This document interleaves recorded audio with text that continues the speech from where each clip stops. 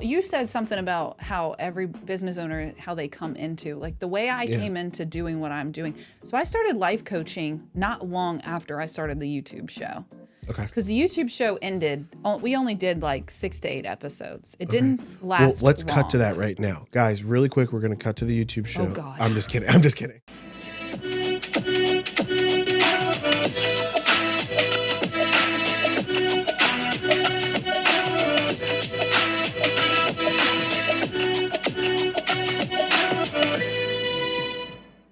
What is going on, everybody? We are back with another episode of the What's Your Hustle podcast. Today we have Mandie from Lionheart Coaching Co. We're going to talk a little bit about business. I feel like I can already tell the vibe of this episode is going to be fun and it's going to be interesting. Hopefully there's not a lot of editing that has to go into it. But we'll lean into it. We will lean into it. Probably a lot of editing. So before we start, definitely give us a quick elevator pitch of who you are, what you do, and then we'll go from there. Okay. My name is Mandie. I'm doing like my full elevator pitch. I'm thinking about like when I started TikTok video. Ooh, yeah. Go ahead. Give 30 seconds. That's what we're capping it to. Okay. Well, I'm an intuitive life coach and an energy practitioner. I particularly practice Reiki, which is energy healing.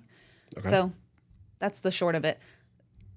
The long of it is not 30 seconds, so I'm going to let you go to the... Fair enough. So how did you get into life coaching?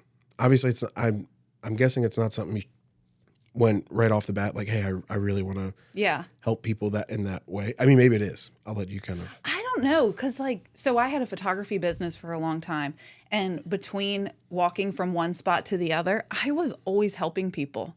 I mean, if they were telling me their problem, I'm like, oh, do you want advice for that? Yeah. And it didn't matter what it was. It could be finances.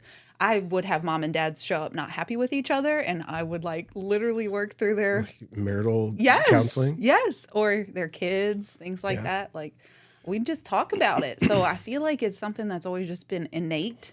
I always wanted to help people. Yeah. But I think that like the turning point would have been in 2017 because I felt more. I was probably going to go more in the direction of motivational speaking at first. I didn't even know life coaching was a job. I didn't know you could do that. Yeah. So I started a show on YouTube with somebody because I wanted people to understand you are not stuck in your circumstances. Yeah. Because my husband and I started our family very young. Like I got pregnant 2 months out of high school. He did not have a job.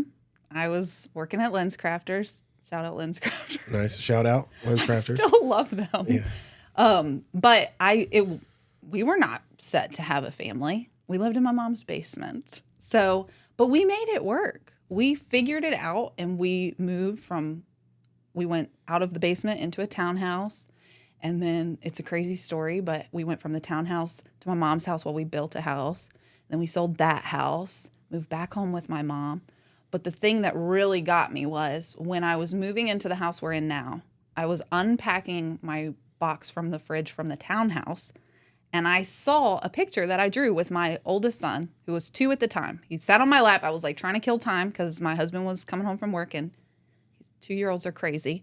Oh, hi, trust me. Right? I have a 4-year-old and a 1-year-old, so I'm in it right now. It's the fun years, though. Seriously. Okay, but I'm trying to keep him occupied, so we're like, let's just draw our dream house. So I start drawing it with a crayon, and when my husband comes home, he walks through the door, and I told my son, go give that to Daddy and tell him to buy us this house. And my husband was like, Daddy's going to make a lot more money if I'm going to buy a house like that. And we just put it on the fridge, and that was that. But then when we went to move into the house that we were in, I was like, holy crap. I drew our house. Nice. And it's not even the house we were supposed to be in. We had 2 other contracts fall through. This was the 3rd contract that we had on a house. Meant to be. Yeah. I mean, down from the windows, the peaks, where the driveway was, the front porch, like the way it pitched and everything. So it was like, and it looked nothing like the other houses we were about to buy. Yeah. And when I saw that, I just was like, I just really started to learn about the law of attraction also.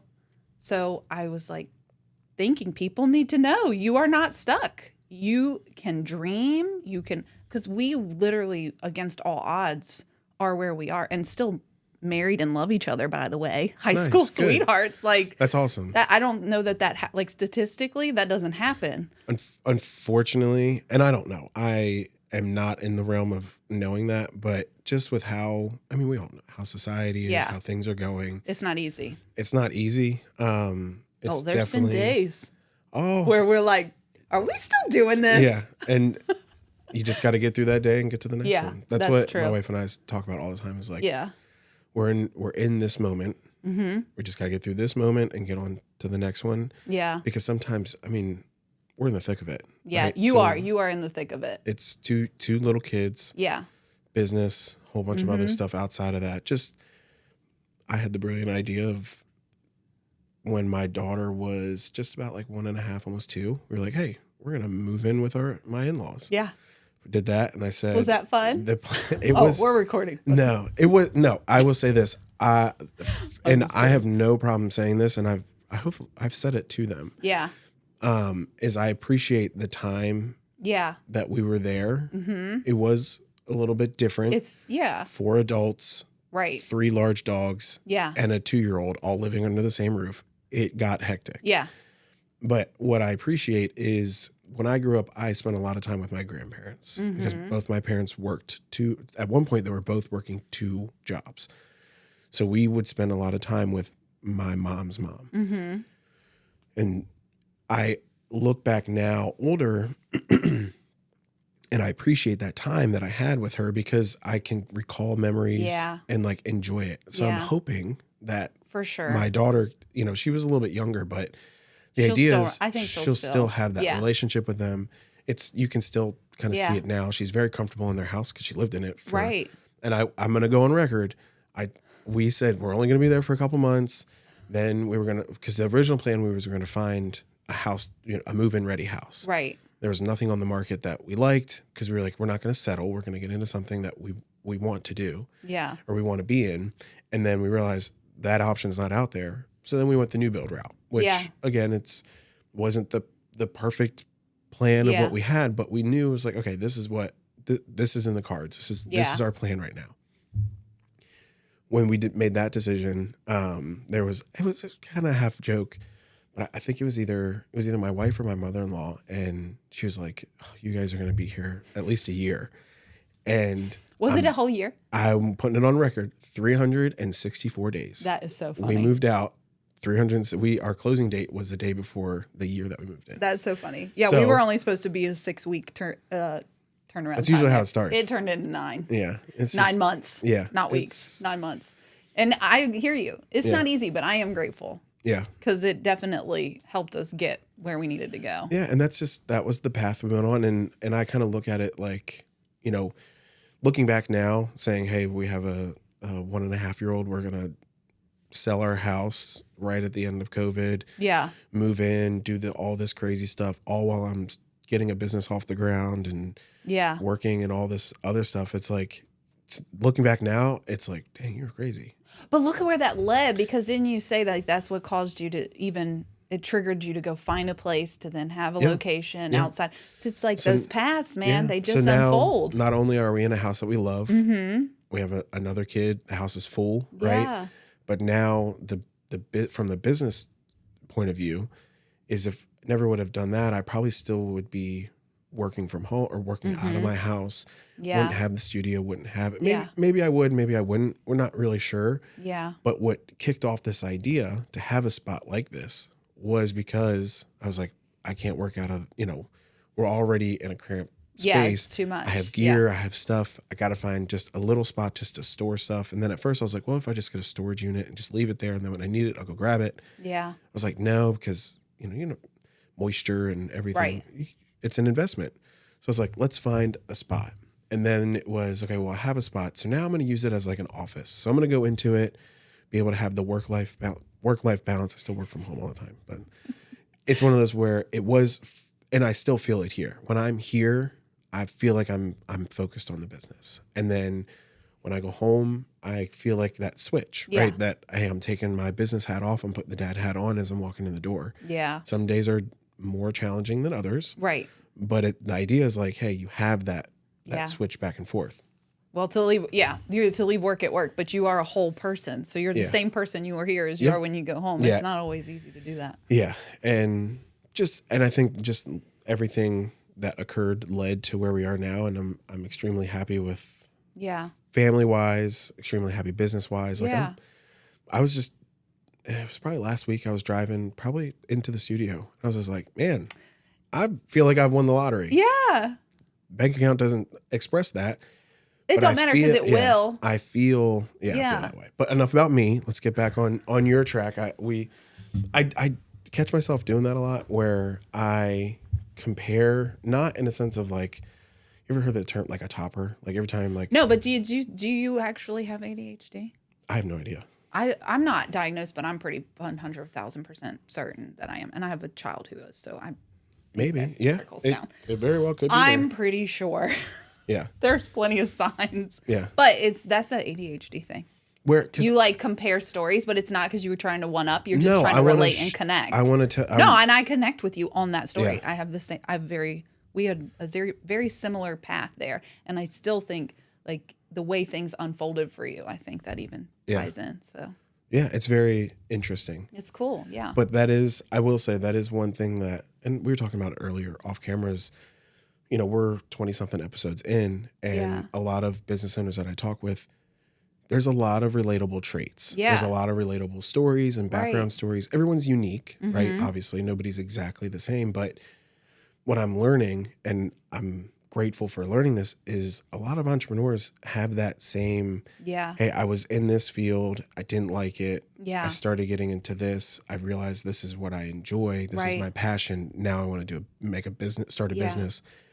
And it's like, I mean, that's what happened to me. I was streaming video games, trying to be a video game streamer. That's awesome. And it was like, I can't do this. Like, it's hard because there's a lot, but I do think that's a lucrative thing to do. 10 years ago, roughly. You should have stuck with that. No, not at that. No, it was one of those where you either have to be really funny, which I know, again, funniest person in the room all the time, be really good at the game. Yeah. Or you just got to have the bubbly personality. And I was like, otherwise, you're just an old man in the basement playing video games. Not old. Oh, that's right. That's right. You're not old, though. No. But you're going to turn into Will Ferrell living in the basement yelling for your mom to make you some meatloaf if you're not careful. Yeah. You know what I'm talking about? I am. Okay. Yeah. That was. I know the movie. Now I'm older than you. No, I know the movie because it's the one where he's like streaking down the road. Mom, meatloaf. Yeah. Am I on the right path here? I don't know. Anyway. It's the one with Vince Vaughn and Owen Wilson. He goes back to college. No. No, I'm thinking of something else. You are. It's Vince Vaughn and they crash the weddings. Is it Wedding Crashers? Oh, it's Wedding Crashers. Is that the name of the movie? Yes. It's funny how. So he crashes funerals. He's like, you got to get in on this. I don't think I've ever seen Wedding Crashers. What? I've seen pieces of it. Can't talk. Especially now with like YouTube and shorts and everything. Yeah. I get clips of shows. I've watched like full seasons of shows through clips. Yeah. Yeah. Like I don't know how I got on the Everybody Loves Raymond TikTok, but that's funny. And it's like full episodes. Yeah. Because you can post long videos now. Yeah. So people are just clipping it and putting it up there. And I love that show because I watched it as a kid. I have my opinions about it now, which like watching it as a kid, you're like, oh, this is so funny. But like I watch it now and I'm like, Ray is not smart. Like he's doing some dumb stuff here. Obviously it's a written I love show. That you're analyzing but like, I'm like, I'm a husband, a father, this and that. And I'm like, yeah. buddy, going to play golf when you that was the 90s, man. I guess that's men the are way. so much more attentive now, I think. Maybe, yeah. I think I that try something to be. shifted. Yeah.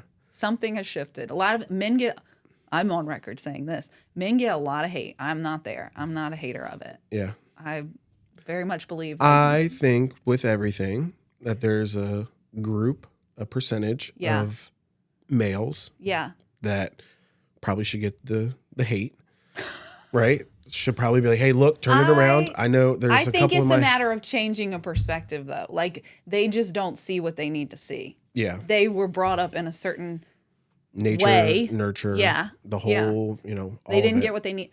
Anyway, I could go on. Yeah. I'm not going to go on a tangent about that. Let's talk more about you and your business. Okay, so where should I go next then? So, because you said something about how every business owner, how they come into, like the way I came into doing what I'm doing. So I started life coaching not long after I started the YouTube show. Okay. Because the YouTube show ended.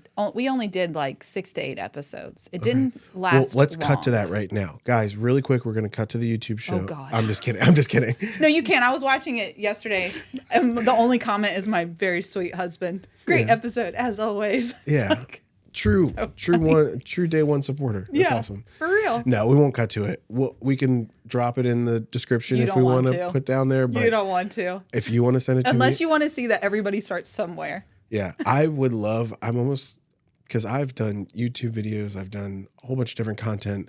Like I said, that's what got me into the business. Mm-hmm. So I would love to do a series where I go back and just watch some of the old videos that I did. Yeah. You see the growth. It was good for me to see that yesterday because I remembered how long it took me, an hour and a half to do the intro to that show that first day that we were recording. Yeah. And here I'm just sitting here talking to you. That's great. My growth. palms are a little sweaty, but I think it's because my coffee's hot. Are your knees weak? No, I'm just kidding. Like Eminem. I got you. Weak. I'm just making sure. And I want to make sure everybody that's listening, it's a good reference. There's no vomit on your spaghetti. There's no vomit on your sweater. It's not mom's spaghetti. So yeah. Even my teenagers quote this all the time. Really? So, yeah. That means you've made it as an artist if it's like multi-generational. Yes, for sure. So okay. I mean, yeah. Okay, YouTube show. So I did start to figure out, okay, what do you have to do to be a life coach? And then I went through that process so I could be certified and all the right things. So I did that and I started coaching people. Actually, I started coaching with Tony Robbins. Do you know who that is? Mm-hmm. Yeah. And I hired his organization. He has a coaching company. Yep. So I hired an elite coach with him. And then I was going through the process that way. But some just didn't feel aligned. I thought I was going to go and be a coach with his organization because that's their process. You get coached by them, you go to a leadership summit, and then you can become one of their coaches. Under his name. Brand. I gotcha. Okay. Yeah. But I know what happened. My grandpa passed away. It was a huge thing for me, though, that year. So it kind of shifted my path a little bit. But just the way it needed to go. Yeah. But I cut that. No, we're not cutting Or anything. don't. If you spilled it, we would have had to cut it. We had to clean it up, then we would have cut it. But I hope I don't spill it because I have coconut oil in it, and this is a raw table. Yeah, this table's... We'd be oiling it up. That's okay. This table's gone through a lot. It used to be great. a desk. We use it for unboxing stuff. Great. Podcasts. Anyway, I let you trail off again. That's okay. I do it to you. I think I set it up and then you knock it down. It's like 50-50. We'll I always trail off. I think I side story all the time. You got to wrap it back around. That's part of I just started that side story. Yeah. And then I'll just kind of bring it back. Anyways, I then started taking on clients on my own, and I did it virtually, and I did through COVID too. So that was awesome to be able to do that. How I ended up where I am now, though, I was leaving my network marketing company. Okay. I was trying to coach within my network marketing company, but I just kept hitting this wall. I wasn't getting where I wanted to go. And then it got to a point where I needed to make a decision, and it's either I'm here or I'm there. And so I just went completely in the other direction and decided to go all in on myself. It's like I felt like I needed that company to hold me up, but I really didn't. I needed to be okay with falling on my face on my own if that's what was going to happen. So I left that and started Lionheart. How I ended up seeing people in person, though, is I had somebody reach out to me and she said, my son really needs to talk to somebody. And he's been in therapy for years. I just want to try something different. But I don't think he'll do good virtually. Do you meet with people in person? And where I am now is with a dear friend. She does Arvigo therapy, which is a massage technique. Okay.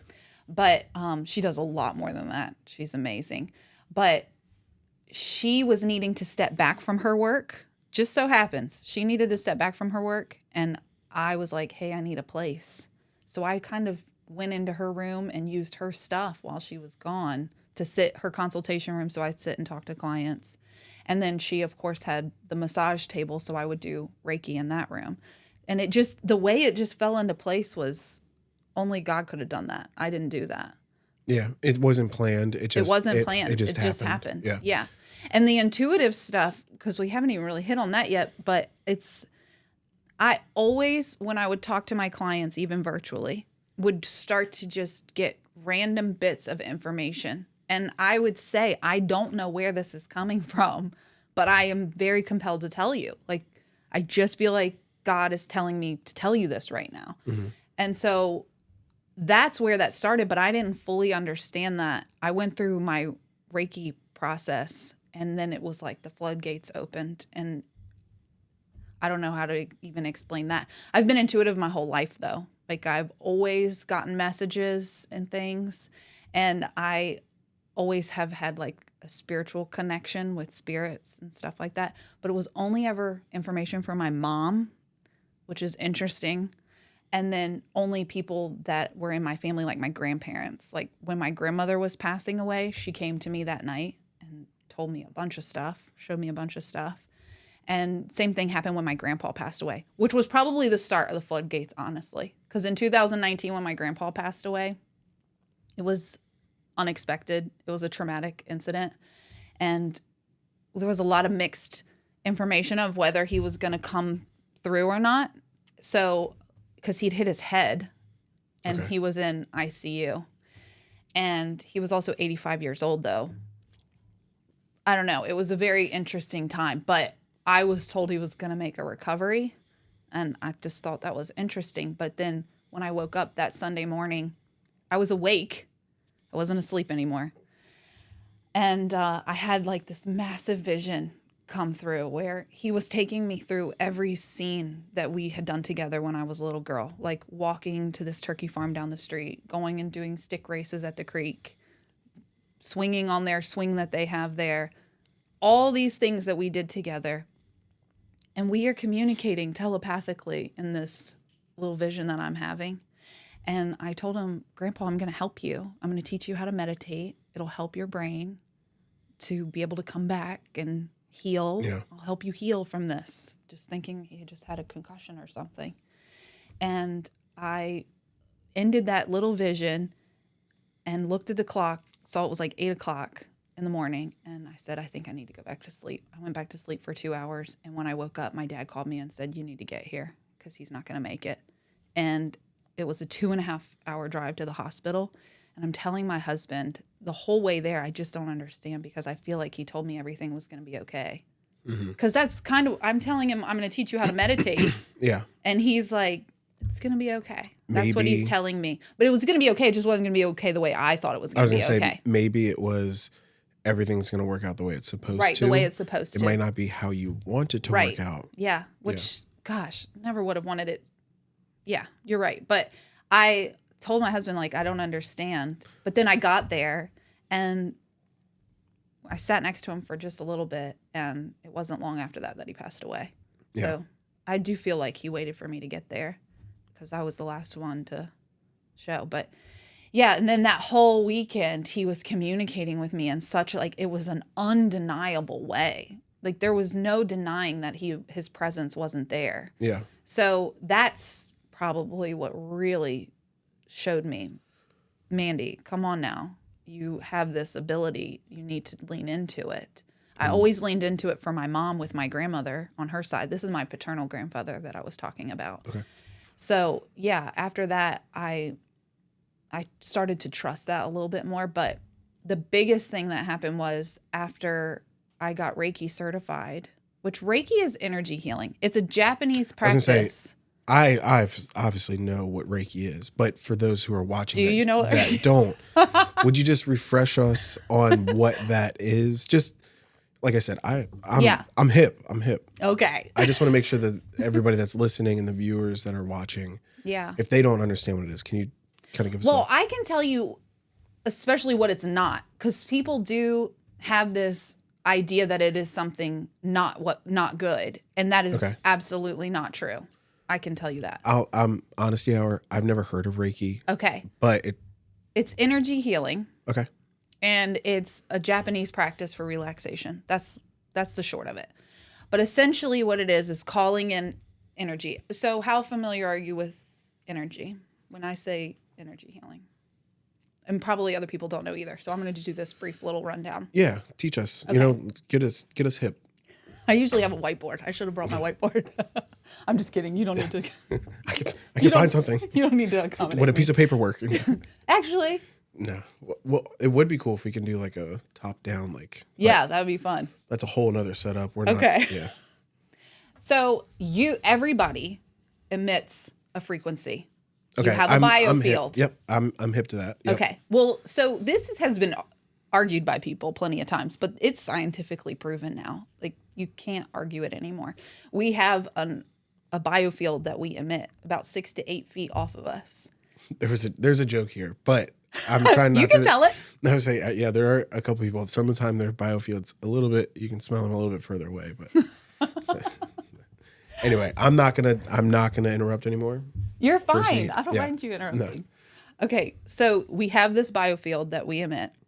And when things happen in life, it's not flowing. It's supposed to be flowing.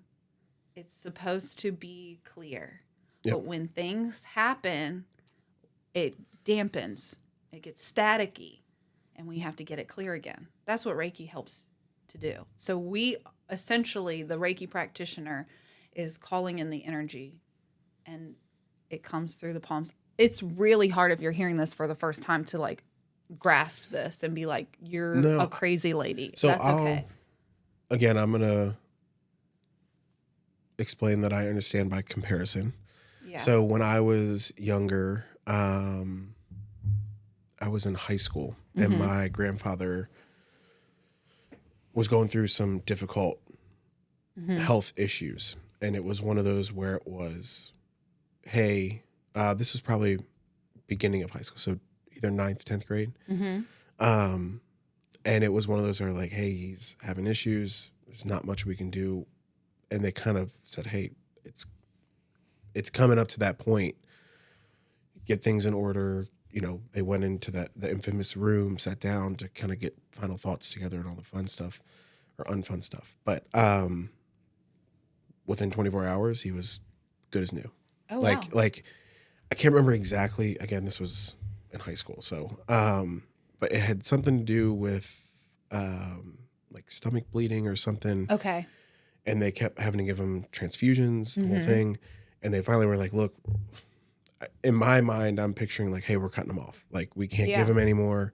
So once we do that, it's kind of like what happens. Like we can help, but right. You know, there's no sense. Like it sounds kind of horrible, but it's like there's no sense in I know what you mean. You know, but that's if that's his choice too. Maybe he didn't want to. And that was the other part. Carry on that way. Yeah, there's other factors into play, and I won't go into too much. But essentially, it was he was at that point, right? And you know, I spent a lot of time kind of in my own thoughts. I was in high school. I really kind of was like, this was the first situation of this sort. Yeah, that you had to face that. Yeah, so I was like, man, you know, and I had my conversations with who I had my conversations with internally, you know, and prayer and, you know, it's one where I don't actively push my beliefs and everything, but, you know, I do have my own conversations and I was like, you know, at the time I was like, I just want one more, you know, we would go to the beach every summer. We would do, and it was kind of like, I just want one more, like just, I didn't realize that the last one was the last one. And most times you don't. Right. Right. So it was like, all right, but they went through everything. And then within like 24 hours, he was like back to his normal self, bleeding stopped. And it was just kind of like this, like something happened or somebody made a decision somewhere about something where it was one day they were, you know, picking out outfits or an outfit. And the next day he's trying to get out of the bed and go home. And it was just like, what in the world? So that was nice because we did get one more beach trip, one more set of holidays, like everything. And then other issues started coming up. We saw him at Easter and I think it was that weekend of Easter. It was probably 2 or 3 years later. I think I was a senior. Went to school that Monday and in high school, I never was late. Well, in the morning I was a little late, but when I got into the school, I was never like late to class. I was always there. Yeah. I never like skipped school, anything in high school. College is a different story. But cannot say the same. No, high school, I was like perfect attendance all 4 years. That's because I played amazing sports that you and did that. yeah, college, man, if I could go back, I probably would have talked some sense into myself because, high school was essentially free. College is what I was paying for. Right.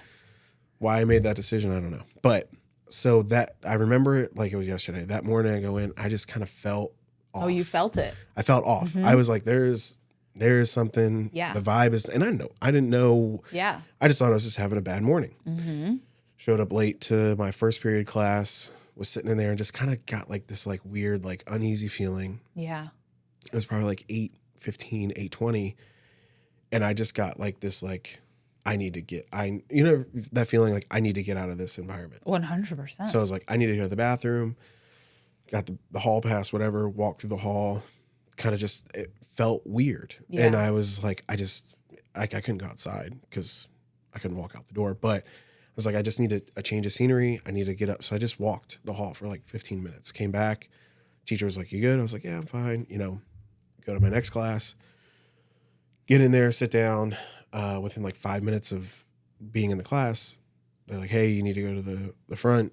Somebody's here to pick you up. Oh, yeah. I'm like, interesting. Yeah. Don't connect the two, right?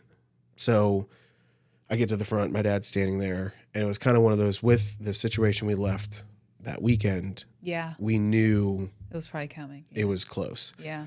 So we had our moment, and, it was one of those where I kind of was like, yeah. And, so we left. We had to drive to get my sister. She was at Mount St. Mary's at the time. From there, we had to then get to Ellicott City because that's where he was. And we were moving pretty good. My dad was like, wait for us. We're going to get there and everything. It just, everything kind of like had this like weird vibe to it just from, because I asked us, like, when did he pass? At the time of the living situation with him and family, I won't go into too much detail, but there was a situation where like, it's just interesting how the timing of things work. Yeah. That even just everything that morning with him, with right. my grandmother, like how everything was, how he was acting, everything. Yeah. And then the timing just added up. So it was probably within a couple minutes of when he passed was around that time in that first period class that I kind of had this weird feeling. So I would say that was your intuition. Okay. Do you know what that is? Yeah. Yeah. The whisper, like that inner voice. Yeah. That inner knowing. So now kind of that's like the beginning story. Yeah. So fast forward about a year. Well, actually, there is one funny story. So at his funeral, my grandfather he had a saying, always leave them laughing when you say goodbye. I literally have it tattooed on my leg. I love that. Right. So always leave people on a good note. And I've held that close to me. Yeah. That's why I got the tattoo. Yeah. Because I feel like I carry that energy. Mm-hmm. I'm very, hey, like, you don't know what's going to happen tomorrow. You don't know what's going to happen in the next hour, 20 minutes, whatever. Something could happen. So always leave the situation you're in. It might not be the best situation. You might be in a fight, an argument, whatever.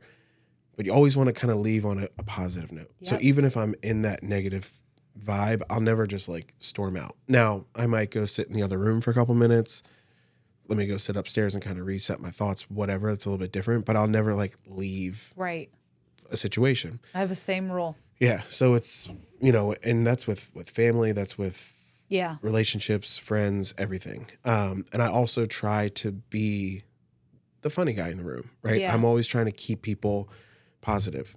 Tough situations, I'm always trying to be the one that kind of breaks that tense, right?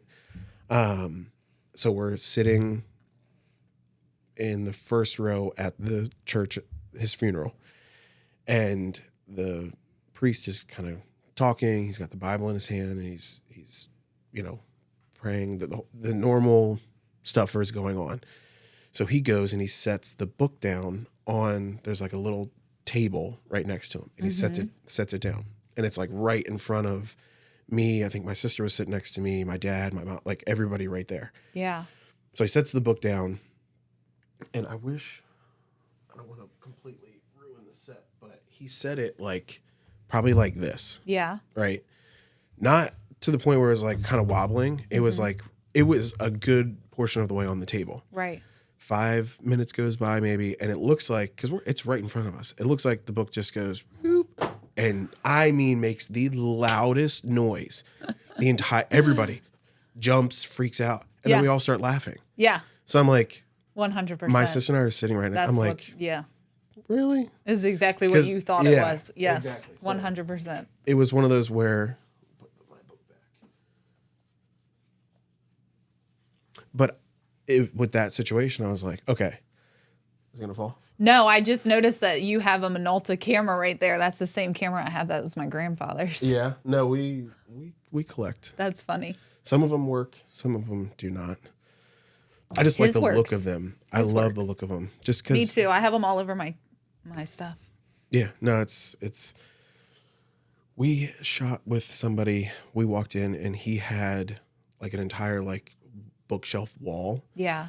But it was like the first 2 rows were just all. And he was Isn't like, that cool? He was like, yeah, they all work. That's collected them over the years, and I've used a bunch of them, and they're just my cameras. And I was like, man, like that is so cool. Yeah. Because you can find them, and they're still kind of making film cameras, but. Like I just have a roll of film in mine. Yeah. I'm still working. I've been working on it for a few years. I don't want to rush it. Yeah. I want to be surprised. Is huge with film. That's awesome. Would love to, but I can't add another thing to the plate. But, right. Well, that's supposed to be leisure and fun. Anyways, I would say like for sure that was your grandfather doing that. And also that intuition. And that's what I'm talking about. It's like you have this aura, you have this biofield. Yeah. It's made up of biophotons if you want like the scientific terminology. But essentially it's your spirit and it surrounds you. Yeah. I do believe that we are having a human experience. Like we're souls having a human experience. Yeah. We're here to learn. We're here on earth to learn. Yeah. That's my belief. But the thing is, you can sense things, and that's how. It's through your aura, through your energy field. That's when you walk into a room and you feel like you can cut the tension with a knife. That's that. Yeah. And it feeds your intuition, which is that inner voice. And you don't need to be in a space to get that, as that's what happened to you with your grandfather. It's like you got that sense of something's happening right now. Yeah. But you didn't know that then. That's okay, though. You can reflect and see that. Yeah, and man, there was other, because he was big into baseball, right? My dad's side of the family was huge into sports. My dad got us into sports. He runs a Little League organization still to this day. Anybody that's a frequent listener, he was just on. Oh, I saw it. Yeah. I saw it. So, I didn't know that was your dad, though. That's cool. Yeah. So he got us into sports huge. So when I got to Shenandoah, I played baseball for 4 years. Oh, cool. Coached for my 5th year because, like I said, I made some not smart. I was a super senior. Okay. You know, I loved it so much I stayed for 5th. That's awesome. Now I look back and I'm like, probably shouldn't have done that because it's very expensive. But well, especially Shenandoah. Yeah. Yes. I said it. I was there as a 17-year-old making not smart choices, and I pay for those choices. But anyway, my freshman year, I kind of, again, if you don't go to class, you don't play baseball. Coach Anderson's very strict. If you don't go to class, you will not be on the field. I thought I was going to come and change the game. I was like, I'm not going to class. I'm going to do whatever. No. So I had a meeting with him, and he was like, look, you're not going to class. You don't have good grades. I'm not putting you on the field. So from here on out, for the rest of this year, you are now on academic. That's what you're focusing on. Don't show up to practice. Don't show up to games. You're worrying about your schoolwork, because when you came in, that's what I told your parents. That's what I'm teaching. Like, he was very, looking back, like in the moment, I was like, man, forget this. Like, I was very upset. Yeah. I was a dumb 17-year-old, 18-year-old. Looking back at it now, I thank him for it. Yeah. Because it kind of got my stuff together. You needed somebody to get in your ass a little bit. Yeah. So it was one where, I don't know if it was that same day or within that same week or whatever it was. I was still kind of in a bummed out mood. Went back, went to class, came back, took a nap. It was probably in the middle of the day. I can't remember the exact time. It was definitely the afternoon, because I knew I should have been at practice. Yeah. But I wasn't, because I wasn't allowed. So I was like, well, I'm going to pout and go take a nap. That's what I would have done. Yeah. 18-year-old Matt. So I'm in my room, my dorm room, taking a nap, and I have this like very vivid dream. I'm assuming it was a dream, Yeah. but of my grandfather kind of literally walking into my room and telling me, don't give up. Yeah. You can't give up. You have to keep working. Yeah. And then within like a second of him saying that, I kind of jolted up, awake. You may have been having a little more of a lucid dream. Yeah. I don't know what it was, but it was one of those where I immediately called my dad. I was like, I don't know what that was. I don't know what, like, I was almost borderline in like a panic mode. Like it just kind of freaked me out because obviously he's been passed for a year. Like it just it was only a year. Yeah. It felt so like he was actually there. Right. And, I called him and kind of had a moment of like, just kind of, it all just kind of flooded out. Yeah. Right. And my dad was like, sounds like you got to just keep working hard. Like, sounds like I just figured out why you weren't going to class too. You lost your grandfather. Like that's a whole year of a little other things. But it shows up in the ways that you don't expect it to. Yeah. I think it was a combination of that, a combination of trying to figure myself out. Yeah. A combination of, and I love my parents. I think I was definitely the social butterfly in high school. Right. But looking back, I didn't do the things that I should have been doing to give me the freedom that I wanted to. I was like, I should be able to do whatever I want. I'm a teenager, whatever. What I wasn't doing was focusing on school, focusing on what I need to do at home, all the, the important things to earn that freedom. So there's a little bit there. And then also I'm 17. I just went from being at home, living with my parents to now in a dorm room, being able to do whatever I want. Yeah. I went crazy. Right? I didn't go too crazy, right? Yeah. But it was one of those where it was a combination of all these different things happening. And then also I went into college young. So usually you're around like 18. You sound like you were pretty young going. So I was one of the kids that was like, I was big enough to go to school early. Yeah. Like when I was younger and then just kind of stayed. So I was always like, age-wise, a year behind everybody that I was going to school with. I gotcha. So I went to college at the age of 17. I was the kid, and so NCAA, you have to sign like an agreement, essentially like a waiver type. Hey, I'm playing sports. This is what, I'm not going to sue, the whole thing. So I don't know if it was, but essentially you have to sign this waiver that you're playing, you're going to follow the rules, not going to do drugs, all the other things. And I'm sitting here my freshman year, I'm finally like, yeah, I'm the man. And then like, I'm free. That's it. And then they hand this waiver and they're like, and if you're under the age of 18, you got to get your parents to sign it. And I'm just like, dang. You're not the big man on campus like you thought. Yeah. So luckily that was like August, September. I turned 18 in October. So it wasn't too crazy of a window, but it was one of those where I was young, right? I was young going into college. That was right. I jokingly tell people that was right around when Jersey Shore was a hot show. Oh God! So I was like, "Oh yeah, this is it. This is it. This is." Were you gym tan laundry in it? No, I didn't tan. Luckily, working out and unfortunately, I had to start doing my own laundry. Yes, but I was not going tanning. But I think that moment, it definitely there was a lot going on that I didn't realize. Like at the time, you don't know, especially that young. Right. Even if I was 18, I still probably would have been doing the same dumb stuff. Yeah, probably. And the one other person that I always thank is my wife, because I met her my sophomore year. Right. I was going through some injury issues, also like fighting school a little bit more. And I met her and she was I don't want to say the complete opposite, but she was like very focused on school. Yeah. Like she's very smart. She has a biology degree. She went back for a nursing degree. Like she's very like she was focused. Right. And I was like, well, I kind of like her. So if I'm going to hang out with her, you better be focused. I got to focus too. Locked in. And I'll combine that with also, I'm a firm believer, and we'll go back to the whole men talk, is when you're kind of like out there on your own and you're a young guy and you don't really have responsibilities or anything, you're just kind of like vibing. Yeah. You kind of just go with the flow a little bit. At least I did. Yeah. But once I kind of saw, I was like, okay, I'm at school. I'm playing baseball.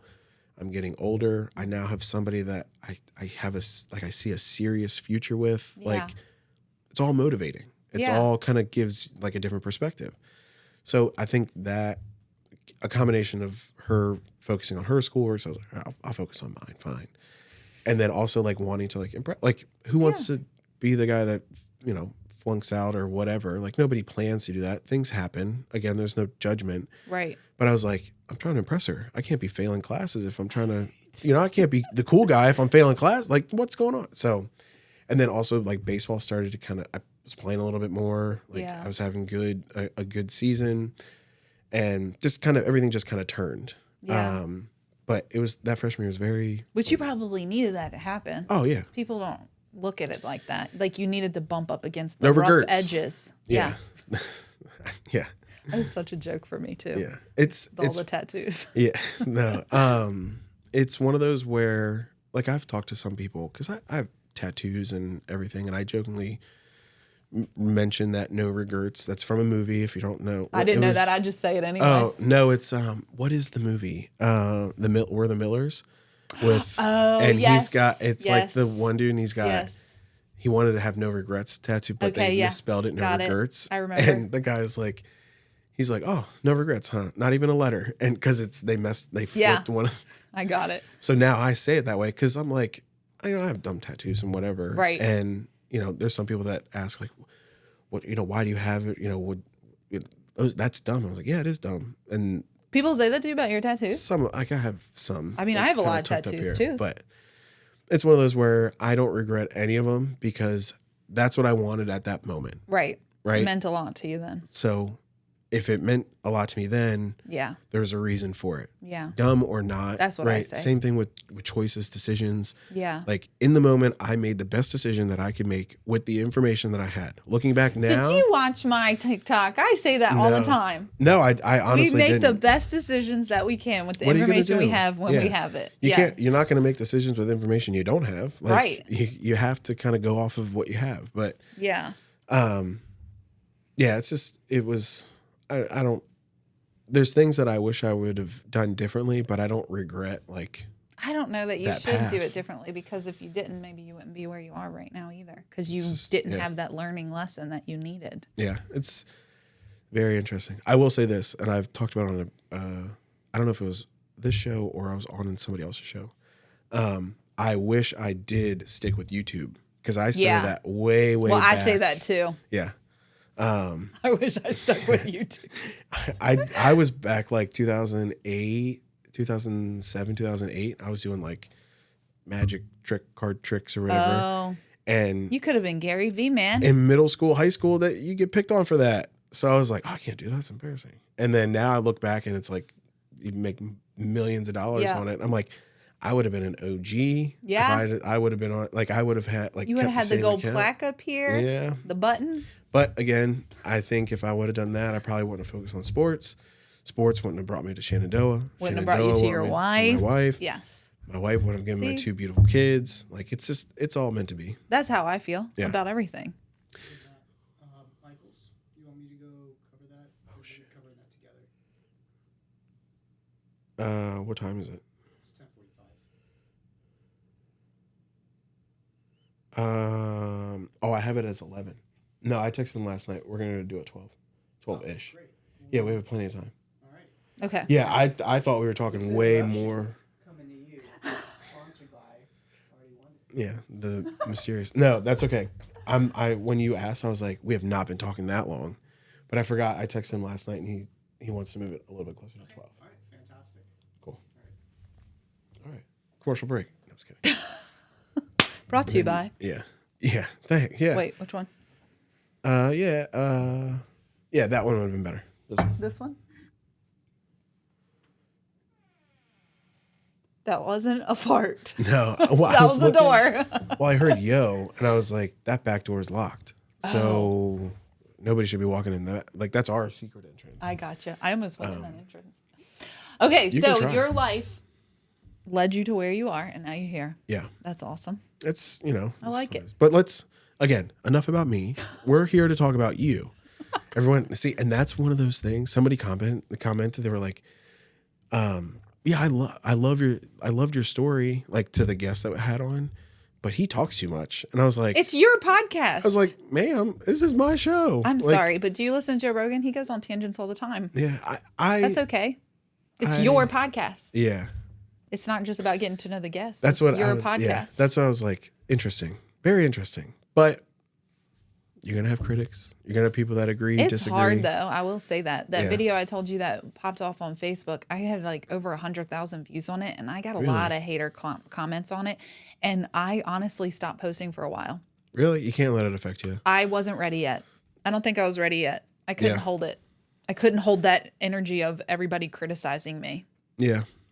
Somebody commented and said, don't tell her anything. She'll come on here and make a video about it. And I replied to it, and I was like, yes, right. I will. You're right. No, I don't. I don't usually tell stories about my clients at all.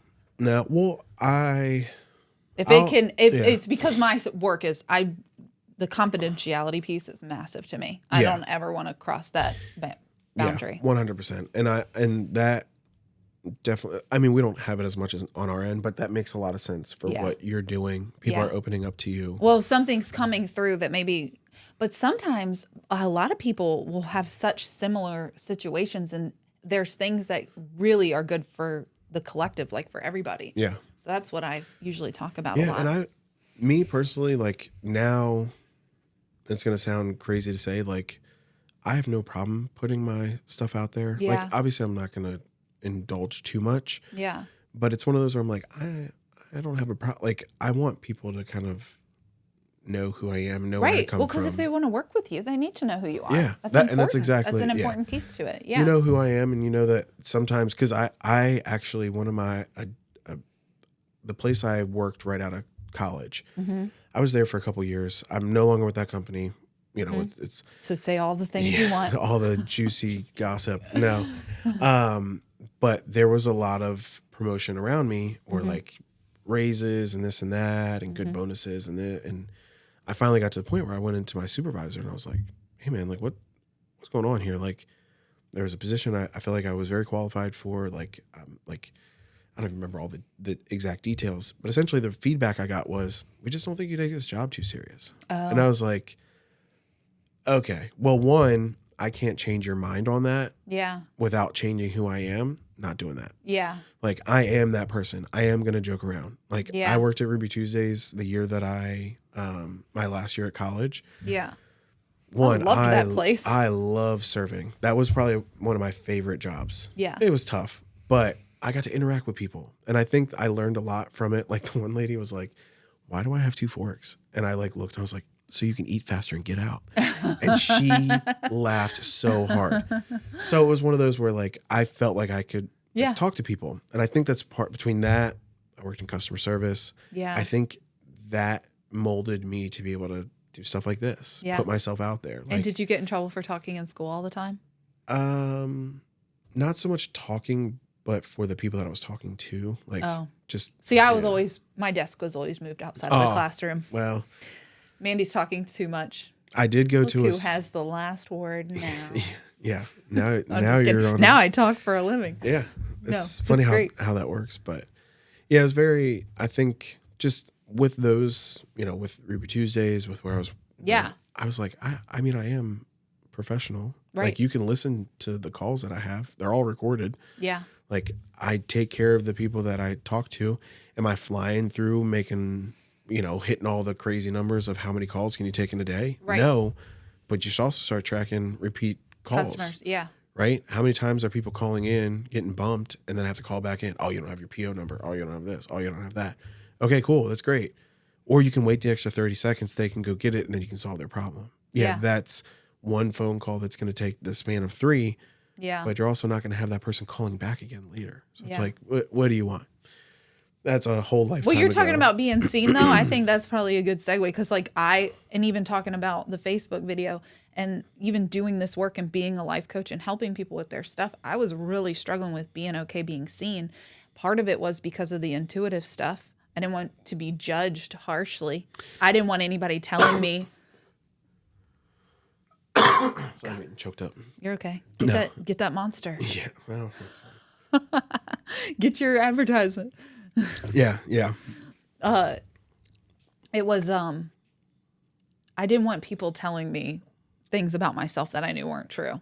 And I think I was like my own skeptic for a long time. I was my own skeptic for a long time. Even when I had things hitting me in the face, like, you cannot deny this. You cannot deny what's happening right here. But last year in January 2025, I listened to Thomas Campbell, who is a nuclear physicist, and he talks about consciousness, and he has the big theory of everything. His book is called My Big Toe.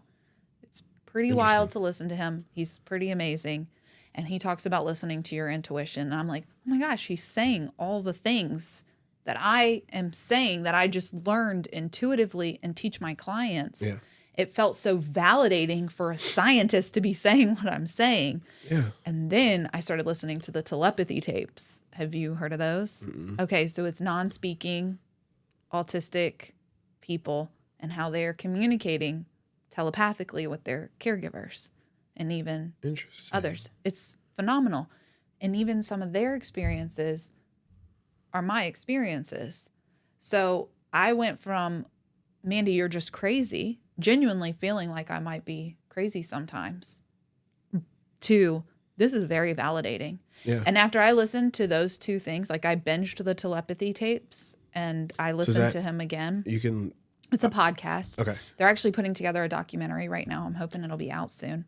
I haven't listened to any of their recent stuff, but I listened to the whole first season and all of those stories. Yeah. And it was enough for me to be like, you know what? You can speak about this. It's okay to speak about this. And there's going to be plenty of people that disagree with it. And I'm okay with that. Like, that's their experience. That's their life path. Well, but I can't deny my reality anymore. Yeah. And maybe it's not for them. It's not. Maybe it's you have the people that you know it's going to work with that need to hear it. And that's who it's for. Yeah. The people that don't believe it or don't think it's true or whatever. Yeah. Okay, fine. That's fine. It's not for you then. Right.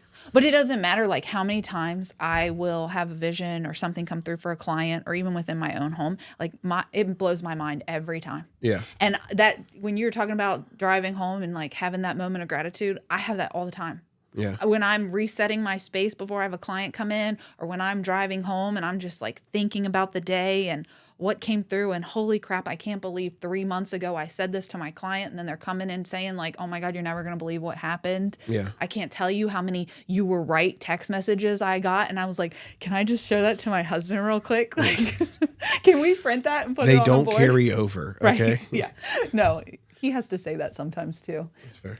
Right. But it goes both ways. Anyways, I had so many situations that were happening though. It was almost like God was like trying to slap me upside the head. Like, girl, what you doing? Yeah, you need to talk. You the signs. Yeah. And so the last time I had a guy on my table, because what happens is I will talk for a little bit because I do practical life coaching stuff. Mm-hmm. But I also feel like the energy healing piece is super important. Like you can have all the life coaching tools in the world, but if you're stuck because you have some sort of energetic block, whatever it might be, you're not going to be able to move past that until we take care of this first. You have to go back to the root of the problem. Yeah. So we talk for a little bit, and then that's when I usually get people on the table. And the intuitive stuff I would say is separate from the Reiki, but the Reiki really just helped me lean into it because I've always been intuitive regardless of whether I'm doing Reiki or not. So usually I'll have somebody on the table and I'll just wait for a minute and I'll just, I say my little prayer, like, God, give me the words. Like, what do they need to hear today? And so I have this guy on my table and he's been a client for a long time. And I hadn't seen him in a while though. It'd been a good 6 months since I'd seen him last. So I didn't know what was going on in his life, but I described a situation and he was laying there because we were kind of like, he's like about to start meditating. And he pops his eyes open and he was like, no, like that's exactly what's happening right now. And I was like, are you kidding me? Interesting. Are you kidding me? So we just both started laughing and I'm like, okay, I'll stop arguing. I'll stop arguing with God. Yeah. I was like my own skeptic. Well, because my husband also has totally different beliefs than me. He did. I think he's kind of shifted a little bit. Yeah. Some of these things are just too undeniable at this point. So I kind of had that energy of like skepticism just hanging around me for a long time. And then if I'm a skeptic, I don't want to put that out there. Yeah. So I was not wanting to be seen. So I only really restarted posting on social media last September. So anyways, I wanted to tell you this really fun story because it's when I first started. And it's one of those undeniable moments. Yeah. Like my husband fell off the couch when he was like, oh my God, when Really? we realized it. So I'm going to tell you this story. I first started in 2022. And it was like close to Mother's Day. Well, Mother's Day was like a total shit show for me that year. Sorry, I cussed. It's okay. We'll allow it. It was a crapshoot. No, it's okay. Like it's my kids. We were quoting part of the story, so you can't Right. misquote a quote. We got you.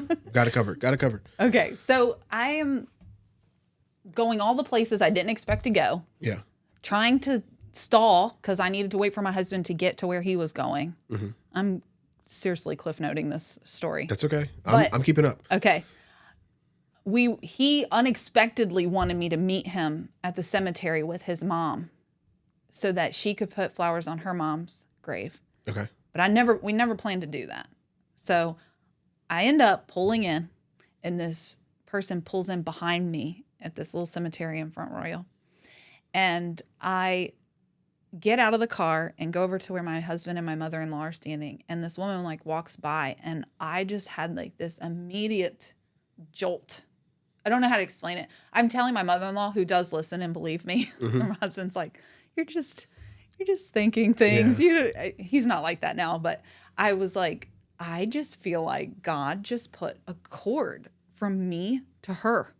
It's wild, and I don't know what to do with this. Like, I didn't know what I was supposed to do, but I felt it. I could not deny it. Yeah. And even after we left, I'm telling my husband, I'm like, I know you don't believe me, but I am telling you, there was a strong cord there. And he was like, well, she was emotional. I know, like, you probably were hurting for her because she's emotional. And I'm like, no, it's different. It's something else. So that was Mother's Day, which was a Sunday. The next day, my mom calls me and she was like, hey, I just randomly wanted to take this old friend out to lunch. I hadn't seen her in a while, but I knew she was struggling. And while we were at lunch, I was telling her about you, and I was telling her about the work you do and your energy healing and stuff like that. And I told her she should make an appointment with you. Is it okay? I gave her your information to reach out to you. And I was like, yeah, sure, no problem.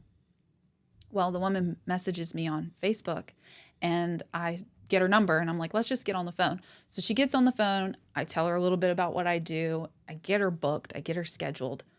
I am on cloud 9. This is my first client that I don't know who they are. Yeah. I have no connection to this person whatsoever. So I'm downstairs having that gratitude moment. Like, so Here we are. Yeah. I'm cooking dinner. I'm like in a good mood, got the music playing. I was telling my husband, I was like, maybe we know her because she's from Front Royal. And so I go to pull up her Facebook page, which I hadn't done yet. Mm-hmm. I pull up her Facebook page, look at her picture, and my husband goes, is that the woman from the cemetery yesterday? And I was That's like, crazy. Oh my God, that's the woman. That's the woman from the cemetery yesterday. So you got connected to her through your mother-in-law. She was my mom. Your mom. My mom, who wasn't even there that day. Yeah. So she wasn't would have at the- had. she had wouldn't no have had idea I any saw her. Clue None. that you saw her, No. and then you saw. That's so creepy. It's not creepy. It's like Well, it's and then very her like, session was amazing. Like Yeah. her mom really needed to be able to come through to her, not just her mom, but her dad. And I didn't even know that her dad had passed. Yeah. Were you able so when you said you had that connection at the cemetery, what does that mean? So like you just I felt can't describe. like, It's an energy, I guess. If we had a cord attached from me to you right here, and we are attached now, that's what it felt like. And I could not shake it. Like, did any so it's just like you just have this feeling like, hey, I need there's something here. Yeah, I didn't even know why. But there was no like rhyme or reason of Yeah. like interesting. And then here we are. I ended up having a session with her like a couple weeks later. Yeah. Did you tell her about? Oh, yeah. Okay. Yeah. Okay. I've told this story a few times now because Yeah. it's my favorite story because Yeah. it's like one of those things that are just so undeniable and so out of left field. You can be a skeptic all you want, but try How and do you explain explain it? that. which is what my husband, we were laughing so hard because I was like, you want to know why I don't believe what you believe? Because this stuff happens to me all the time. Yeah. And how do you just explain this? Yeah. And it, especially like one off, okay. Yeah. But like if it's like all the time, then it's like, all right, there's got to be something. There's something else. So that's what I kept saying is every time I was like, okay, well, that happened that one time with that one client. Yeah. But then I had a dream about a client that hadn't come to see me yet. I dreamed that they called me and was like, hey, I really need to come in. Yeah. Not anybody I would expect. And the next day, 5 minutes before I was about to put my phone into Do Not Disturb because I was going to go on a call, my phone rings and their name lights up. And I was like, you got to be kidding me. It's so crazy. It's an old photography client. Yeah. So I was like, hi. Yeah. And they're like, I think I really need to see you. I don't know what you're doing, but something told me to call you. Yeah. So I literally don't know what you're doing over there. Yeah. That's what they said. And then that started that. And also, they really needed to come in.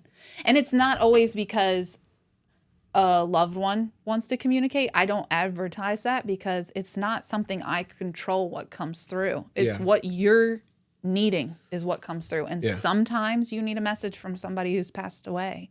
And sometimes you need to be able to meet your younger self and you need to be reminded of something from childhood. Like sometimes it's in the here and now and you just need to be told something in the here and now. So I always say I'm intuitive because I don't want to label myself a medium or a psychic or anything like that. It's whatever my client needs. Yeah. That's what they're getting. So I was a skeptic for the first 3 years. I was questioning every single time something like that would happen. And I would have full dreams of a situation. And then the next day I would have the conversation and it would be exactly what I just dreamed. That happens all the time. That's so... And telepathically, my oldest son, last year, I don't know if it's because we were just in a major life transition and we needed to be shown that we were still going to be connected even if he wasn't living in my house anymore. He was talking to me in my dreams all the time. I knew exactly what was going on in his social life. And I'd come downstairs the next day and be like, this is what you told me last night. That could be either good or bad. Well, thankfully, my kids and I have a really good relationship. Well, good, yeah. So, like, they are not shy about telling me things that are going on. I'm sure they keep things. I'm not going to be naive over here. Yeah. But for the most part, my kids know. And sometimes I can just, like, put my hands on their shoulders and then I'll ask them a question. I'll be like, God, how did you know that? That's so... I'm really sorry. Yeah. There's what, it's a gift. Yeah, lucky for you, I'm not going to judge you. Yeah. I really can't judge anybody. Well, everybody's got a different path, a different story, a different way. Yeah. And that's why, like, the one thing that I talk about the most is like I don't worry too much about what other people are doing. Yeah. As long as it's not affecting me or my family.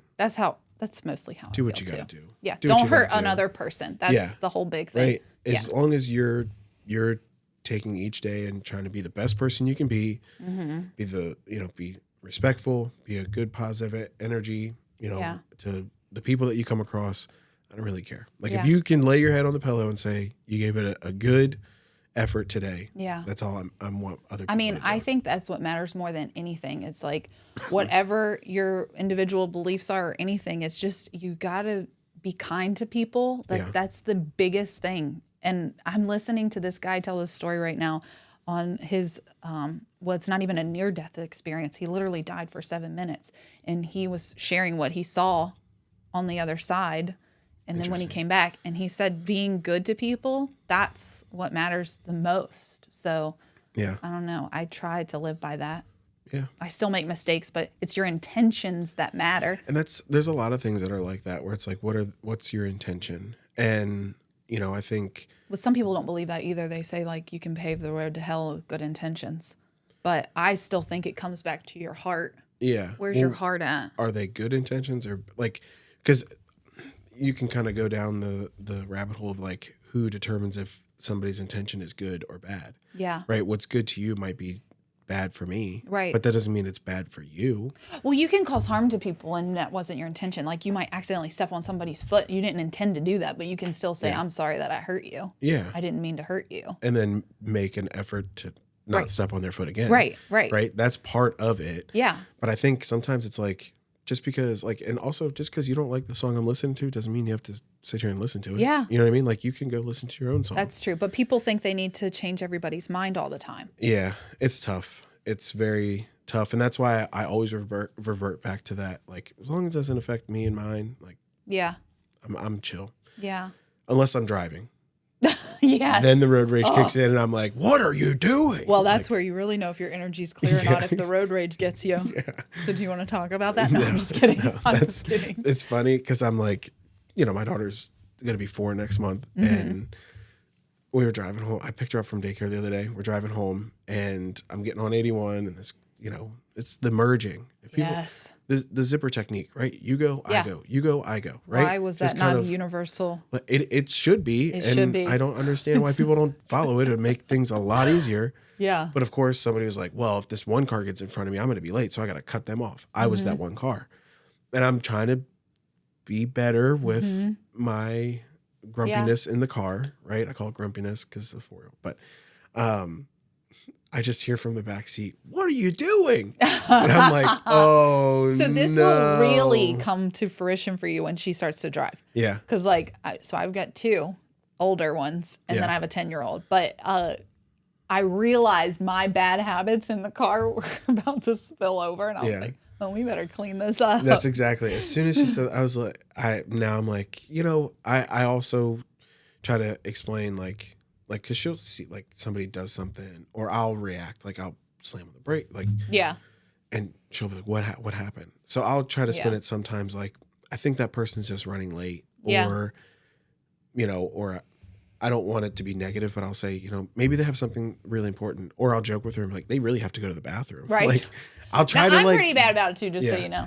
I'll try to like diffuse it a little bit before it kind of comes spewing out. Yeah. But sometimes I'm just like the 18-wheeler that cut across 3 lanes to get into the 81 exit. He didn't make a good choice there. That's what I would say. He's just not making good choices today. So like it's always like he must really have to go potty, and she's like, oh, like that is so funny. Makes sense. But I'm trying, like I'm like active, right? Trying to be. Yeah. So every moment's a teachable moment with these kids, man. Especially because like we're trying to get, because she'll somewhat eat dinner with, like, we'll try to like give her something, like she'll eat, right? The goal is to have her eat. Right. So it's now fallen into, we have dinner and then we'll cook her something separate. And we're like, all right, let's get into the routine of what we eat, you're eating. Like, let's get it all. And my son, you can drop it down. He'll just destroy it. She's very picky. No, I want this, not that. Yeah. I want this chicken, not that chicken. I'm like, okay. So she was out, like, she has like a little swing set in the backyard. So I'm on the deck and I'm cooking, and I went out to kind of check back and forth. My wife was doing something in the yard. So I have, Caden in one arm, and they're out down there doing whatever. And we're cooking something. I don't remember what I was making, but I yelled at him like, hey, Ellery, you know what happens when you're 4? And immediately, and this is my own fault. I'm telling you, this is my own fault. She goes, I don't know. I'm only 3. And I'm like, okay. Well, she got your wit. Yeah. That's I was great. like, you're right. You're only 3. But what I'm trying, if you let me finish the sentence, I was gonna say, when you're 4, you have to start eating dinner with what we're eating, not on your own menu. And just that, she bounced back real quick, and I was just like, yeah, she got me. I was not prepared for that. That's great. It gets better. Yeah, very often that I'm caught speechless. Yeah. Like there's been like 1 or 2 other situations where I can be like, yeah, whatever that response or whatever that person said. Yeah. I was 100. I'm usually pretty good with like coming up something like clever to say or like a little zing back or but there's been a couple moments where I'm just like, yeah, you got me. I got nothing. Yeah. So I'm going to kind of push back into the business side of things. Mm-hmm. So you realize you kind of have this ability. What would you kind of categorize it as? Like a gift? Yeah, I guess that's what people say. A lot of people, I don't know. Because a lot of people will refer to it as being a healer, but I don't ever look at myself as a healer. I think I'm facilitating the space for you to have healing. Gotcha. I'm shining light on something that someone needs to see in order to move forward in their life in whatever capacity that might need to be for them. And I see all kinds of people. I cannot niche down because I see men, I see women, I see young teenagers, I see business owners. I have a lot of business owner clients, and I help them with theirs. I'll help you strategize. We can game plan. We can dream. It all connects. Remember what I said is you're a whole person. Yeah. You're not just here and there. You're all one. And it does make sense because like, you know, I even do it all the time. I took my dad hat off and put like but if you have a fight with your wife and then you come to work, it is really hard to not operate from a place of or stress, or not even a fight with your wife. I'm not saying that, but like a stressful moment. Like you got something stressful going on at home, or something stressful happen at work, and then you come home. You can't just shut that off. You have to learn how to adjust with it, to roll with the punches. Well, and to allow yourself to be mad about something. I think a lot of times we think we can't be mad about things. Yeah. You are allowed to be mad. Yeah. That's what we say a lot in our house. Like, you are allowed to be angry. You are allowed to be upset. I just had this moment with my daughter yesterday in Costco. She had to tell me about myself because she wasn't listening and she wasn't speaking to me very kindly. And so I was kind of trying to correct that. But then she shared with me, I just feel like you're always mad at me in here. Like I can't do anything right. And I had to like stop and take a minute. And I'm like, you know what? Because you can't. No, I'm just kidding. No, she's actually pretty amazing. I'm like, I don't know how I got so lucky with this girl, but I had to stop and just stand with her in the middle of Costco, even though it's busy as all get out, and work through this little moment with her. And I'm like, you're allowed to be upset with me about that. I am definitely not trying to make you feel that way because you're amazing in here. I will work on that. And so, you know, people don't think they can have their emotions. You can have your emotions. Yeah. You don't want to hurt people with your emotions. Exactly. We have big emotions right now with the 4-year-old. And we explain to her like, hey, look, you can feel this way. You can have these big feelings. Yeah. But you can't use it aggressively towards somebody. Like, I can't remember how we worded it exactly. Like you can have these big feelings. You can be big mad, whatever, however we call it. Yeah. But it's not something that you can then be mean towards somebody about. Yeah. Right. If you feel this way. So like, for example, we don't, we're not like the cool young parents, right? So like. Yes, you are. What are you talking about? So like time out, the word time, like go sit in time out. Oh. We don't use time out. It's go take 5. Yeah. Go take 5. Remove yourself from the situation. Yeah. Figure out what you like. Let's go take 5. I'm going to go sit there with you. Sometimes I'll sit there with you. Sometimes. No, it's good to sit there with her. Yeah. Because she's having these big emotions and then it's the parent's job to help get through it. Shape it. Yeah. So she knows how to process it. What I've learned is you want to change how somebody's feeling. You want to change kind of like that heat of the moment kind of back and forth. Literally move rooms. Yeah. Like my son, he's like screaming. Now he's at the point where whatever she touches, he's trying to take. Yeah. Like we've had this whole thing over Play-Doh. Dude, you just eat it. You can't take the Play-Doh because all you're going to do is just eat it because he's one and everything just goes right to your. So yeah, it's one of those where he's sitting there and he's now at the point. He's so dramatic. He's just like, he'll take his binky, just throw it and just, and like throw his head. It's a whole It's amazing. Thing. It's a show. Yeah. So now like I pick him up. We'll walk to the other room. I'll take him in my office. We'll go sit on the porch. We'll go on the back deck.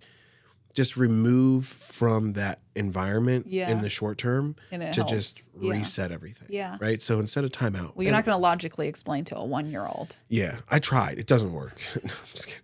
But that was the first go around. Well, listen, I have an almost 19-year-old and I definitely would not parent him the same if I knew now what I knew then. So it's just, again, it goes back to you make the best decisions with the information you have. And that's still hard though, because I feel like there were some decisions that I made just not knowing. And it's not that I did anything major, but I definitely feel like I could have done things better. But I feel like that's parenthood. And I told him, I'm really sorry, but God gave you to me first for a reason. Yeah. And so yeah, you get to have all the fun experiences of me trying to figure it out. Yeah. Yeah. Yeah. And I was a teenager when you were born. That is fair. So there's that. Yeah. Have you, so he's You said he's 19. Mm-hmm. Have you ever had the conversation of like, hey, because it sounds like you were a little bit younger than that when you had him. I got pregnant 2 months out of high school. So I was 18. Okay. So by the time he was born, I was 19. Okay. So like, have you ever like talked to him and be like, hey, look, when I was your age, you were in the picture too. Like, we have open conversations about this all the time. That's awesome. That's awesome. We always have. Yeah. Because I mean, I don't regret for not a single second our path. Yeah. But me and my husband will tell anybody, like, it was hard because we didn't have a foundation built. But maybe it would have been hard regardless of whether we had a foundation. I think it's just hard in different ways. That's exactly right. It's the same thing I say, like with business, right? Mm-hmm. And you can probably back me up on this, is it's hard starting a business. Yeah. It's hard being in the middle of the growth stage of a business. It's hard being a successful business. Yeah. Every step of the way, it's hard. It's just different challenges. Well, and that's the other thing too, is how do you want to look at it? Yeah. Do you want to look at it as this everything is so hard? Yeah. I don't want to look at it like that. I don't anymore. I used to be like, why does it have to be so hard all the time? Yeah. And then it's this realization that we have to have struggles in order to transform who we are. So that's why I don't regret any of that. I would not be the life coach that I am. I wouldn't be the practitioner that I am. I wouldn't be the mom that I am now. I wouldn't be the wife that I am if it wasn't for all of those hurdles that we had to go through. Yeah. Because that's what shaped me. One of my favorite moments right now on the show is I'm able to quote my favorite lyrics of all time. Mac Miller. Okay. The song is 2009. It's on the swimming album that he has. Okay. R.I.P. He said, and it's one line, and I listen to it every time I hear it. It just and this is kind of like that. He said, "Life ain't a life till you live it." Mm-hmm. So it's not. You have to go through these things. Yeah. You have to have these experiences to live life. And this goes back to like we came here. Yeah. We came to Earth to learn. Yeah. Whether somebody wants to believe that or not, that's okay. Yeah. But like you came here for experiences.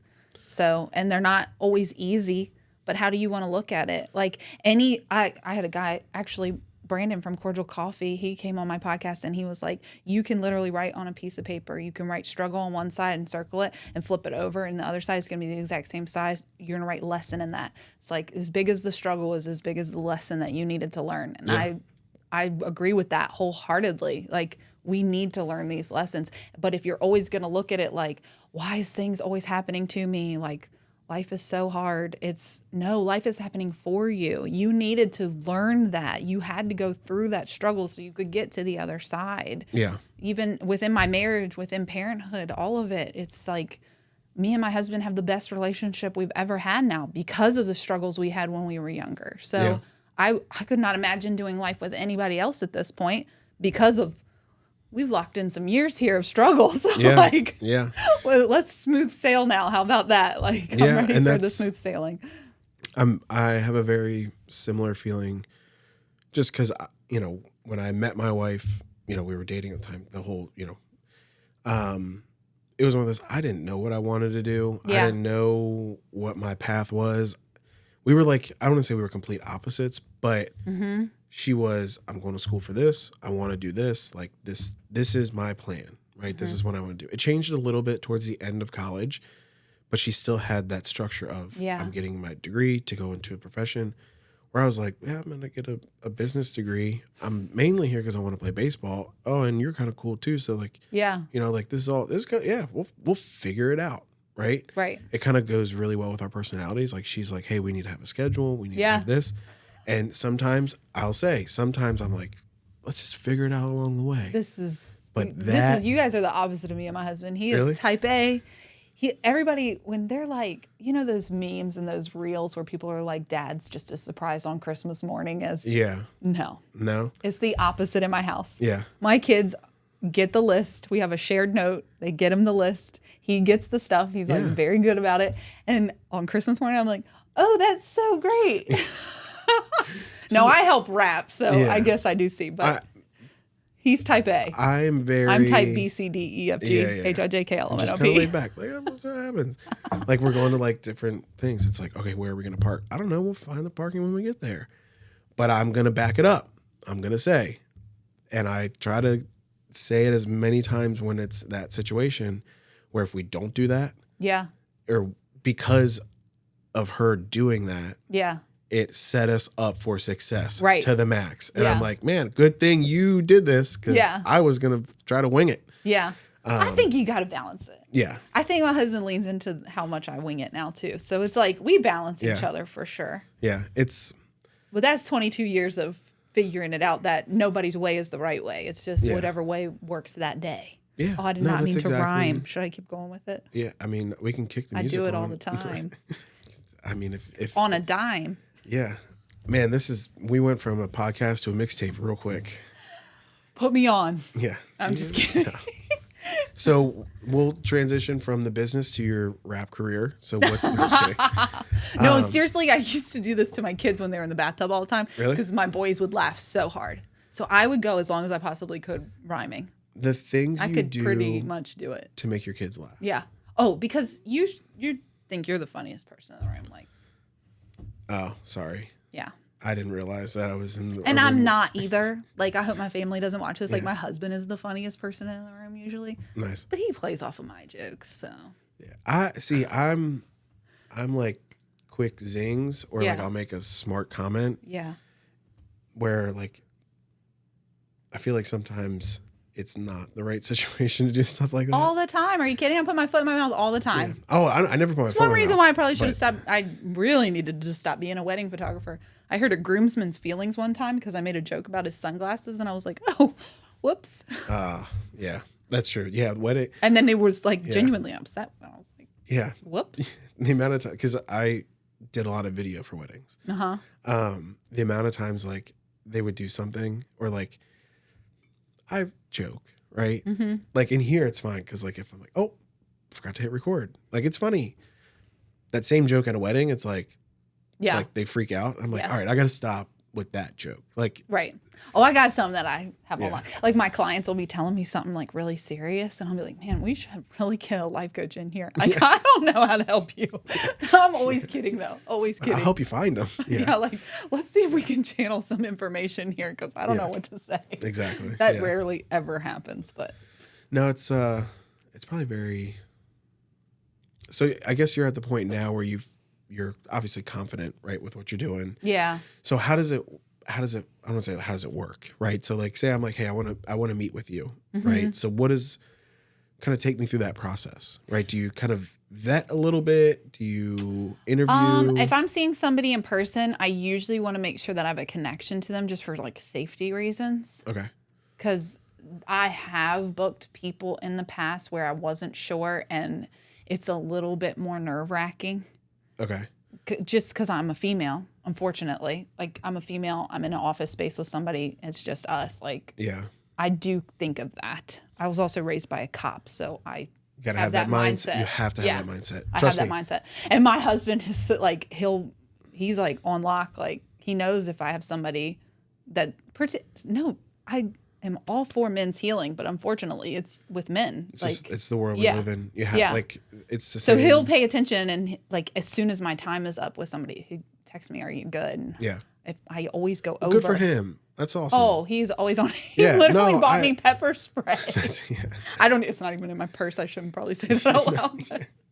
That's funny. I'm gonna put it in my purse as soon as I leave here. Yeah. You were just telling me. Yeah. No, but so there's like a safety aspect that I pay attention to. But there's a mutual connection somewhere, so I can vet it that way. Yeah. But for the most part, I don't want to know anything about you because I want it to be I want whatever comes through to be as authentic as possible. See, I was thinking of the other way where it's like you want to kind of find that connection so you can like, I mean, not do your research obviously, but like kind of be like, hey, like what's the best way for me to help you? Genuinely, I feel like if I can't help you, I know somebody who can. Okay. So that's how I approach it. So you can come, no matter what, we can do energy work, Yeah. and I can teach you about. I do a lot of human design. You probably haven't heard of that. It's like your energetic blueprint. Okay. It's like combines astrology and the I Ching and several other things like that to create your unique blueprint. So just as similar as you have a strand of DNA that has all your genetic makeup on it, you have an energetic blueprint that has your personality traits, conscious, subconscious. Yeah. how you operate, your demeanor, things like that. So I'll go through that with people.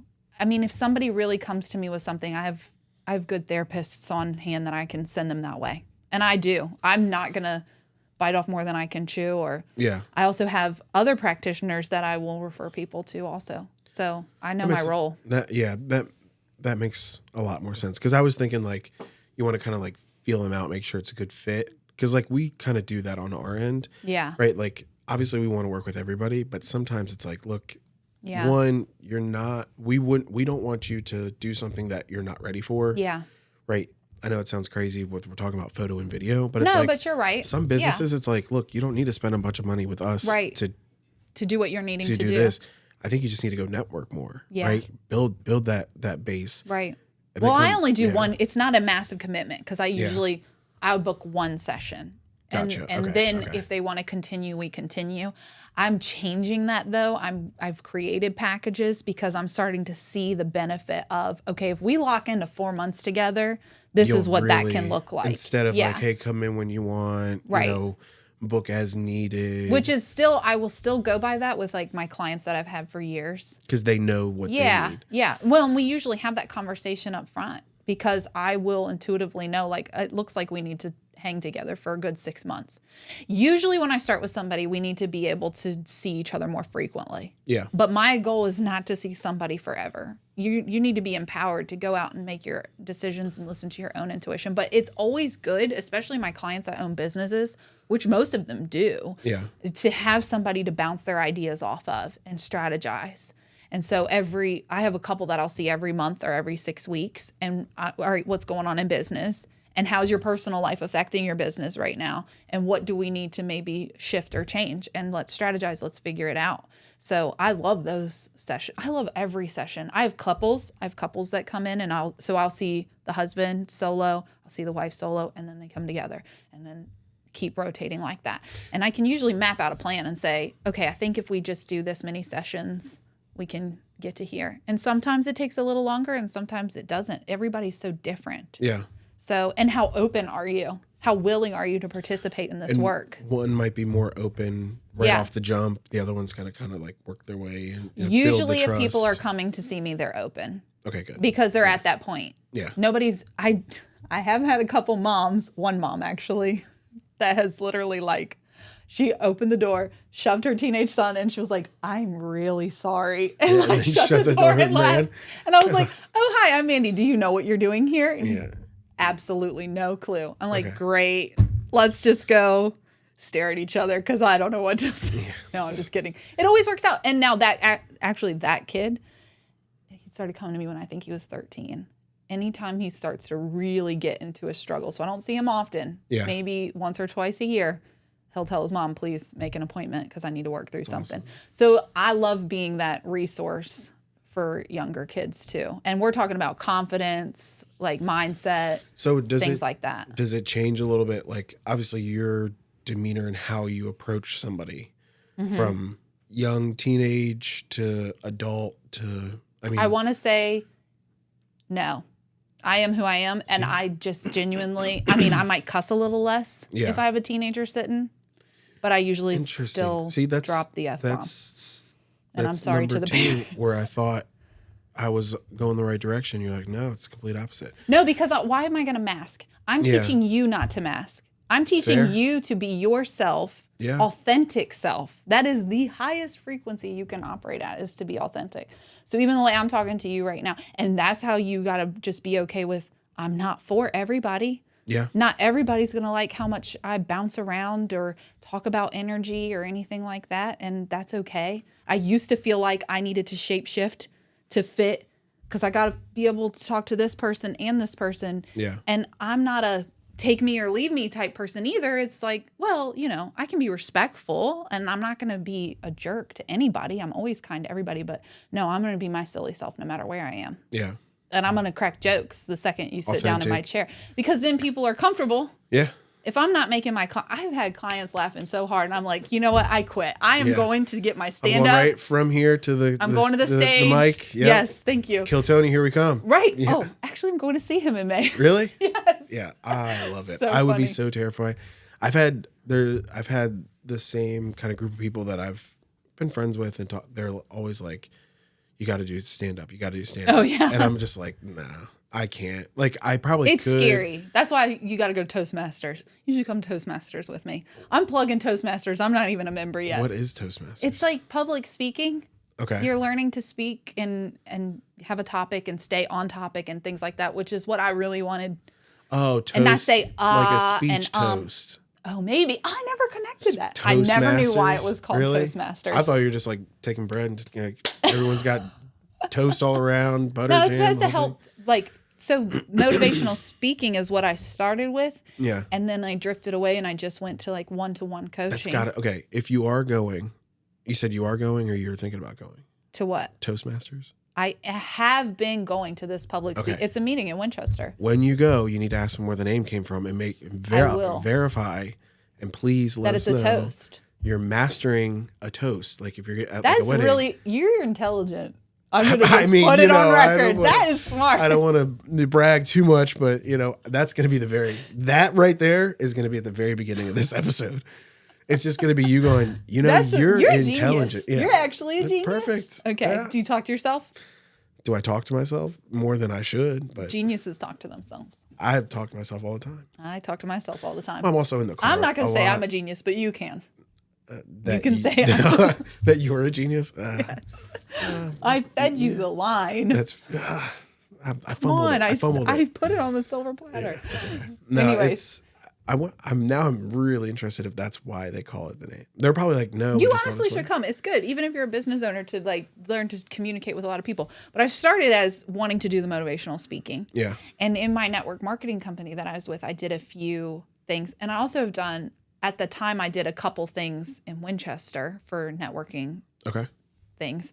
And then when COVID hit, that all stopped. It all stopped. Yeah. And then I was only doing one-to-one. I do have an online thing where I'll do one-to-many, like run a group course. Okay. And then I also have, you have a really creepy guy looking in your window right now. Oh, it's Corey. I was like a really creepy guy. I know it's not. He's not actually creepy, but it's a little. If you're looking in a window, you might look a little creepy. Well, peeping Tom out there. Yeah, what's he think he's about to see? Shout out Corey from. Wow, drawing a blank. Altamira. Okay. He's another photographer. Video. I gotcha. Yeah. Okay. Anyhow, we're all friends with everybody. That's great. Know? See, that's how you gotta be. Yeah. That's how you gotta be. It's very. I was not. You were like creepy guy, and I looked and I was like, wait a second. You were looking for a peeping Tom? There is a creepy guy that lives in the... No, I was kidding. Don't you put that on record. No. That's, anyways. Yeah.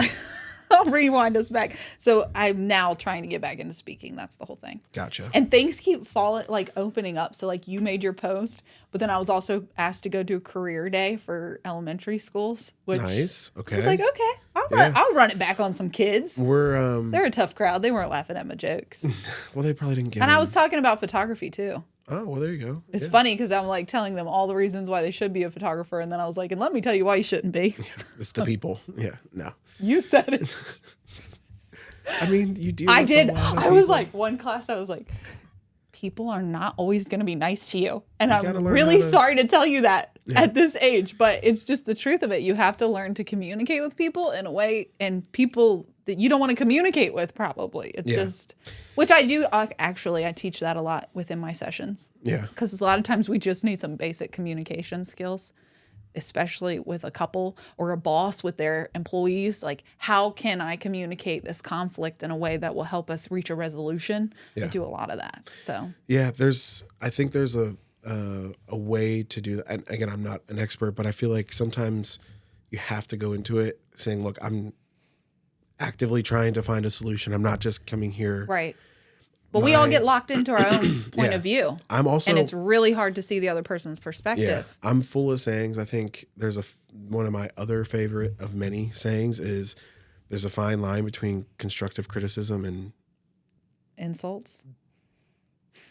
Go ahead, say it. Are you gonna say something bad? Being grumpy. Yeah, I'm thinking of another B word, but like, you know what I mean? Like, you don't say that to your wife, do you? No, okay. Not at all. No, this is more for like the professional setting. Like if you're like just complaining about something, yeah, and just that's all you're doing is, oh, this is where, but you're not bringing a resolution with you, Yeah. or you're not trying to find the resolution, Yeah. then you're just bitching. Right. Yeah. This is true. But you know what? A lot of us, this is where life coaching kind of took a turn for me, because I started out doing very practical life coaching tactics and things like that.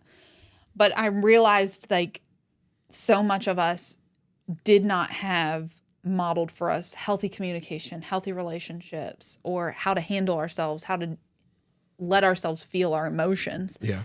It kind of shifted, because now I'm like showing you, okay, this is how you get to do this. And to be able to sit across from a guy and be like, actually, it's not your responsibility to make everybody happy. And they're like, what? No, it's not. It's not your job. Yeah. People need to be able to be taught that. Yeah.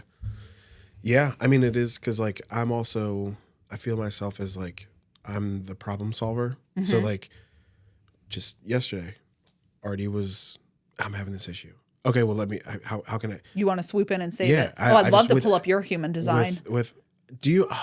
Man, we're going to have to talk offline, because there is this test. I don't remember the name of it. Mm-hmm. Our neighbor got us hip to it. I want to start incorporating it. Was it an Enneagram or something like that? It like it's probably a shows, personality test. Yeah, but there's a specific name There's for a it. lot. There's different dots and different. Ocean? The big five? I'll keep going with them. So before I learned about human design, I had my clients take like the Myers-Briggs, which is a personality test. Yeah. Because I think that it's a huge aspect of all of this is getting to know yourself and learning who you are. Because so much of who we are, we try to hide and not lean into, or we think we need to change, we need to be different.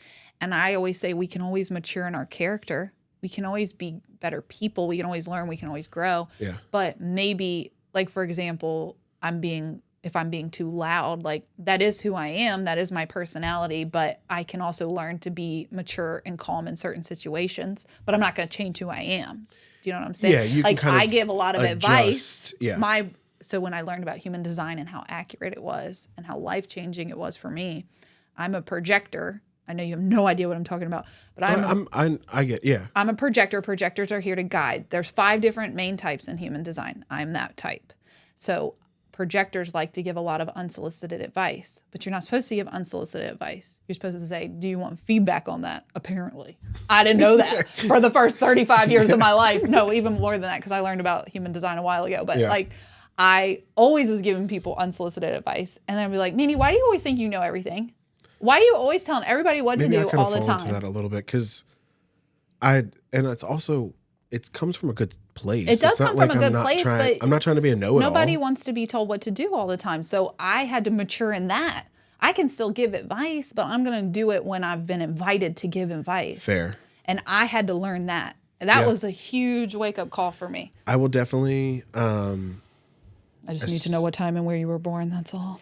What time and where? Yeah, you better call your mom. No, I was born in, I think it was Gaithersburg. Listen, Maryland. I'm not going to pull this from my... That's fair. And then... I got to put it in the... I got to input it. Oh, fair. Okay, I was going to say... This Although I am intuitive, let me just... Yeah. Hey, it always intrigued me, especially with, the stories that I've told you when I was in high school and all the different situations. Yeah. I know there's something. I just don't know. For sure. Like, and you know what? I always knew too. I have another really fun story that's super fast, but when I was like 8 or 9 years old, my mom was about to leave to go clean an office building in Middleburg. I grew up in Front Royal. Mm-hmm. And I kept telling her, like, you can't go. You can't leave. Because I just had this weird knowing that something bad was going to happen to her. She literally walks me outside and she's like, look, the storm isn't even going in the direction that I'm going. And I'm like, what are you talking about? Like, I don't care about the storm. Like, that's not even why I'm saying to you what I'm saying to you. Yeah. Well, ultimately, she listened to me because I literally spread eagle stood in front of that door and would not let her leave. And the next day she told me that they called her and said that the storm did blow through and the windows busted and they have to get a glass cleanup crew in there to clean the... Jeez. It was a very old building, though, and the windows couldn't sustain whatever massive storm blew through there. Yeah. So she would have been there in that moment, and she also would have actually been driving in it. So I don't know what kind of storm it was that did that, but when she told me that the next day, like, you were right, I was like, whoa. Heck yeah, I was. But I also shut it off for a really long time because I had a lot of anxiety, and I would get confused with what was anxiety and what was my intuition. Okay. So yeah, that makes sense. I had to really go on my own healing journey to heal that so that I wouldn't be so anxious all the time. And now I would say I'm anxious sometimes. I'm not going to pretend like that doesn't exist. Yeah. But I know how to calm myself down and like rein it in. But I can tell the difference between an intuitive, because I've had some really rough intuitive thoughts because people are like, what if it's something really bad? And it's like, yeah.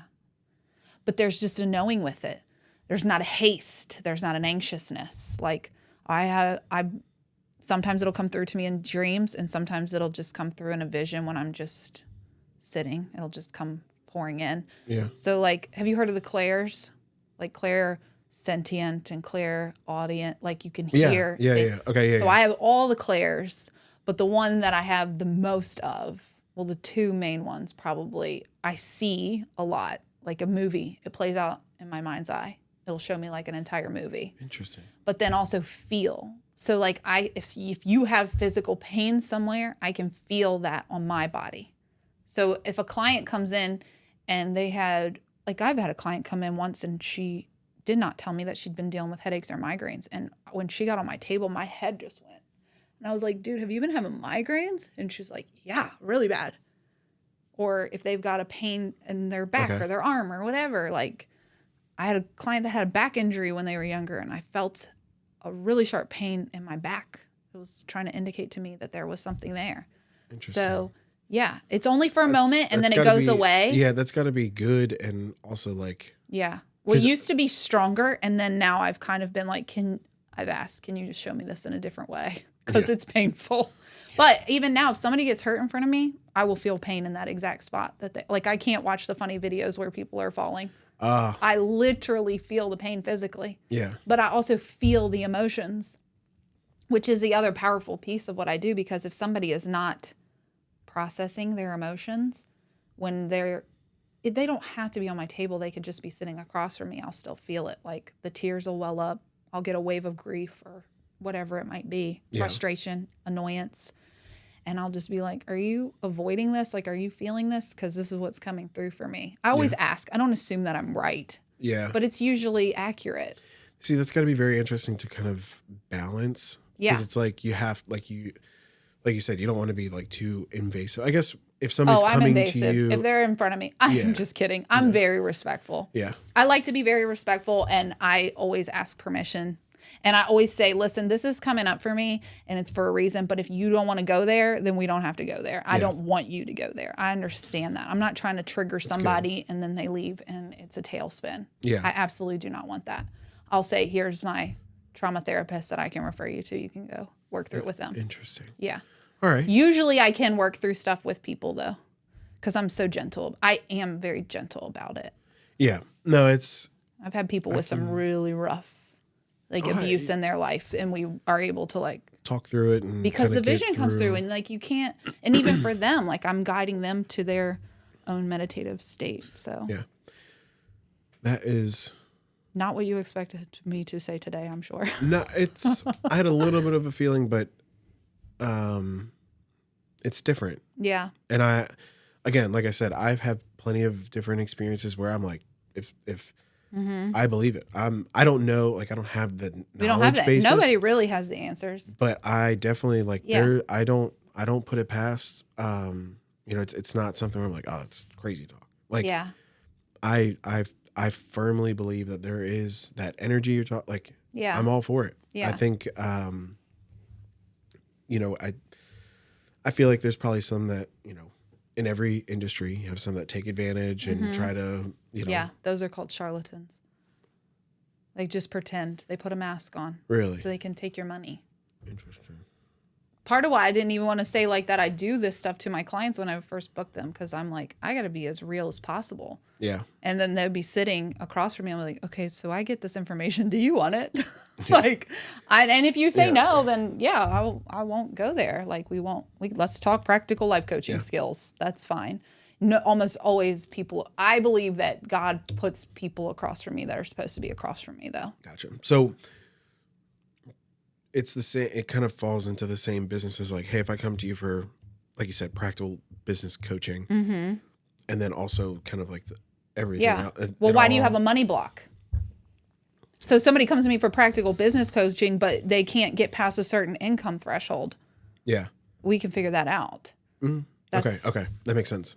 You know what I'm saying? That's it's nice. not just practical stuff. It's not just a belief that was planted in you. Sometimes it's like literally you're hardwired. Yeah. You're hardwired to be this way. Yeah.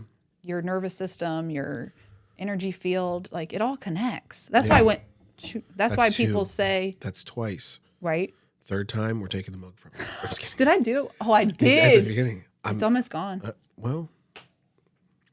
Okay. That's why when people talk about healing, it's mind, body, soul. Yeah. It's your physical body. It's your mental health. It's your soul. I hit on these two. I don't do body work, but I'll mind and soul.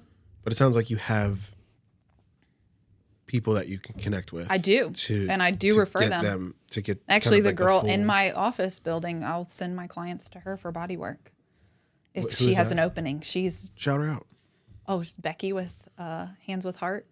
A lot of people know who she is, but she has a very long wait list, which is amazing. Yeah, she's amazing with her work. So I've heard Hands with Heart. I've heard that before. I don't know. There is another place in Winchester. She's in Front Royal. Okay. I don't know what it's called. There's a little bit of a difference in the name. Okay, but that's a nursing group. No. I don't know. I'm all over the place. Like I go up to Front Royal sometimes. Like we cover a lot of space, a lot of area. So what's funny is I never thought I would go back to Front Royal. Like I moved out and I didn't think I would go back there, but it's just what unfolded. Yeah. Yeah. Well, all right. So you're based out of Front Royal. So and home, because I do remote sessions as well. Okay, makes sense. I love doing remote sessions. So I have clients all over. I've had clients in New Zealand.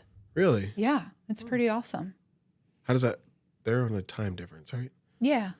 What's their different? Oh God, I don't remember. I haven't talked to that. I spoke to that lady in like 23, so it's been a while. Okay. But I had clients in Wyoming. I have Alabama, California. Yeah, nice. We always make it work. Yeah. No, that makes sense. Well, I'll kind of end it with, where can people find you? How do they get connected with you? Website, email. This is your time to plug it all. Just plug all of it, right? Facebook, Instagram, I'm MySpace. Not on Instagram lately. Really? You gotta get on it, especially with how it's set up now. I don't know. I've been creating content for a very long time. Yeah. And I was getting frustrated with Instagram. So I went to TikTok. I abandoned ship and went over to that direction. Well, you don't have to abandon ship. I'll come back eventually. I would say you can focus on one. That's what I'm doing. But still post on the other. It's the same style. Well, I post on TikTok mostly. Every day I've got something on TikTok. Okay, good. And I usually feed that to my Facebook page. So you might as well just jump from Facebook, because now you can set it to where Facebook will post your Instagram. I know. You only have to open the app and it'll put it out there for you. Oh, yeah. So I'm a firm believer in the comparison I make is if I were to say, hey, you have one dart to hit a bullseye, right? Yeah. Bullseye being your client or getting a client. If I give you one dart, you have whatever the percentage chance of it is, right? But if I gave you 3 darts, right? Facebook, Instagram, and TikTok, right? And then you get on YouTube as well. Now you have 4 darts. Well, I do have some stuff on YouTube too. So, my entire podcast went on YouTube. Long form and short form. Because YouTube does support short form. I think it's a lot though, right? I'm going to tackle it. Trust me. But I also got an email newsletter. Like it's... Oh, then you're I'm running this ship solo too. Yeah. There's strategies. We can talk more. Okay. No, there's tools that you can use and different, especially I would say if you're focused mainly on one, then focus on that one. But in my opinion, some people agree with it and some people don't. If you're already making the content for one, it just takes a small, now it's not going to be identical, right? So, because you have to do shorter on Instagram, right? I think it's only a 3-minute max when I went to, your girl talks a little too much. Yeah, it's fair. You better hold and listen in 2X. Yeah. Because we're going through the whole story. Just mini episodes, right? I do think the timing of it's a little bit different, but if you can kind of work that out, it just makes sense to kind of put it all, in my opinion. Yeah. Right? No, it's not I feel gonna hurt. you. Like if it gets to a handful more people, right? And if you're already going through posting it, then.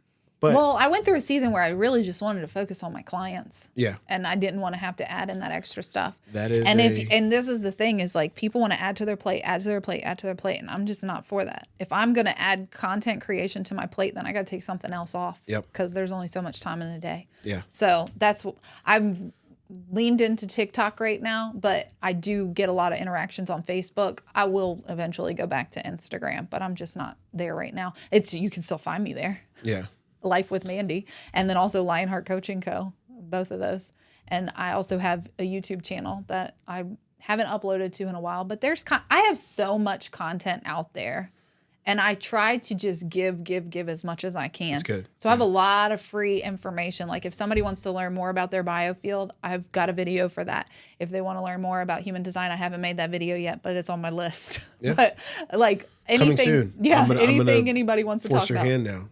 No, I 100%. It's on my list to do this week. But my website, I've got a lot of stuff up there too. Actually, that's a lie. I just lied to you. If you sign up for my newsletter, you'll get a free Reiki meditation. Lie on the podcast. This is a no lie. I don't lie at all, so that's why I just outed myself immediately. Like I'm like, a liar. Wait, no, my plan is to put some resources up there. But I did create a little mini series recently though, and it's guided Reiki meditations with a little bit of coaching before each video, and I have that for sale on my website. I'm very excited about it because we'll plug it. Is there a link directly to it? Yeah.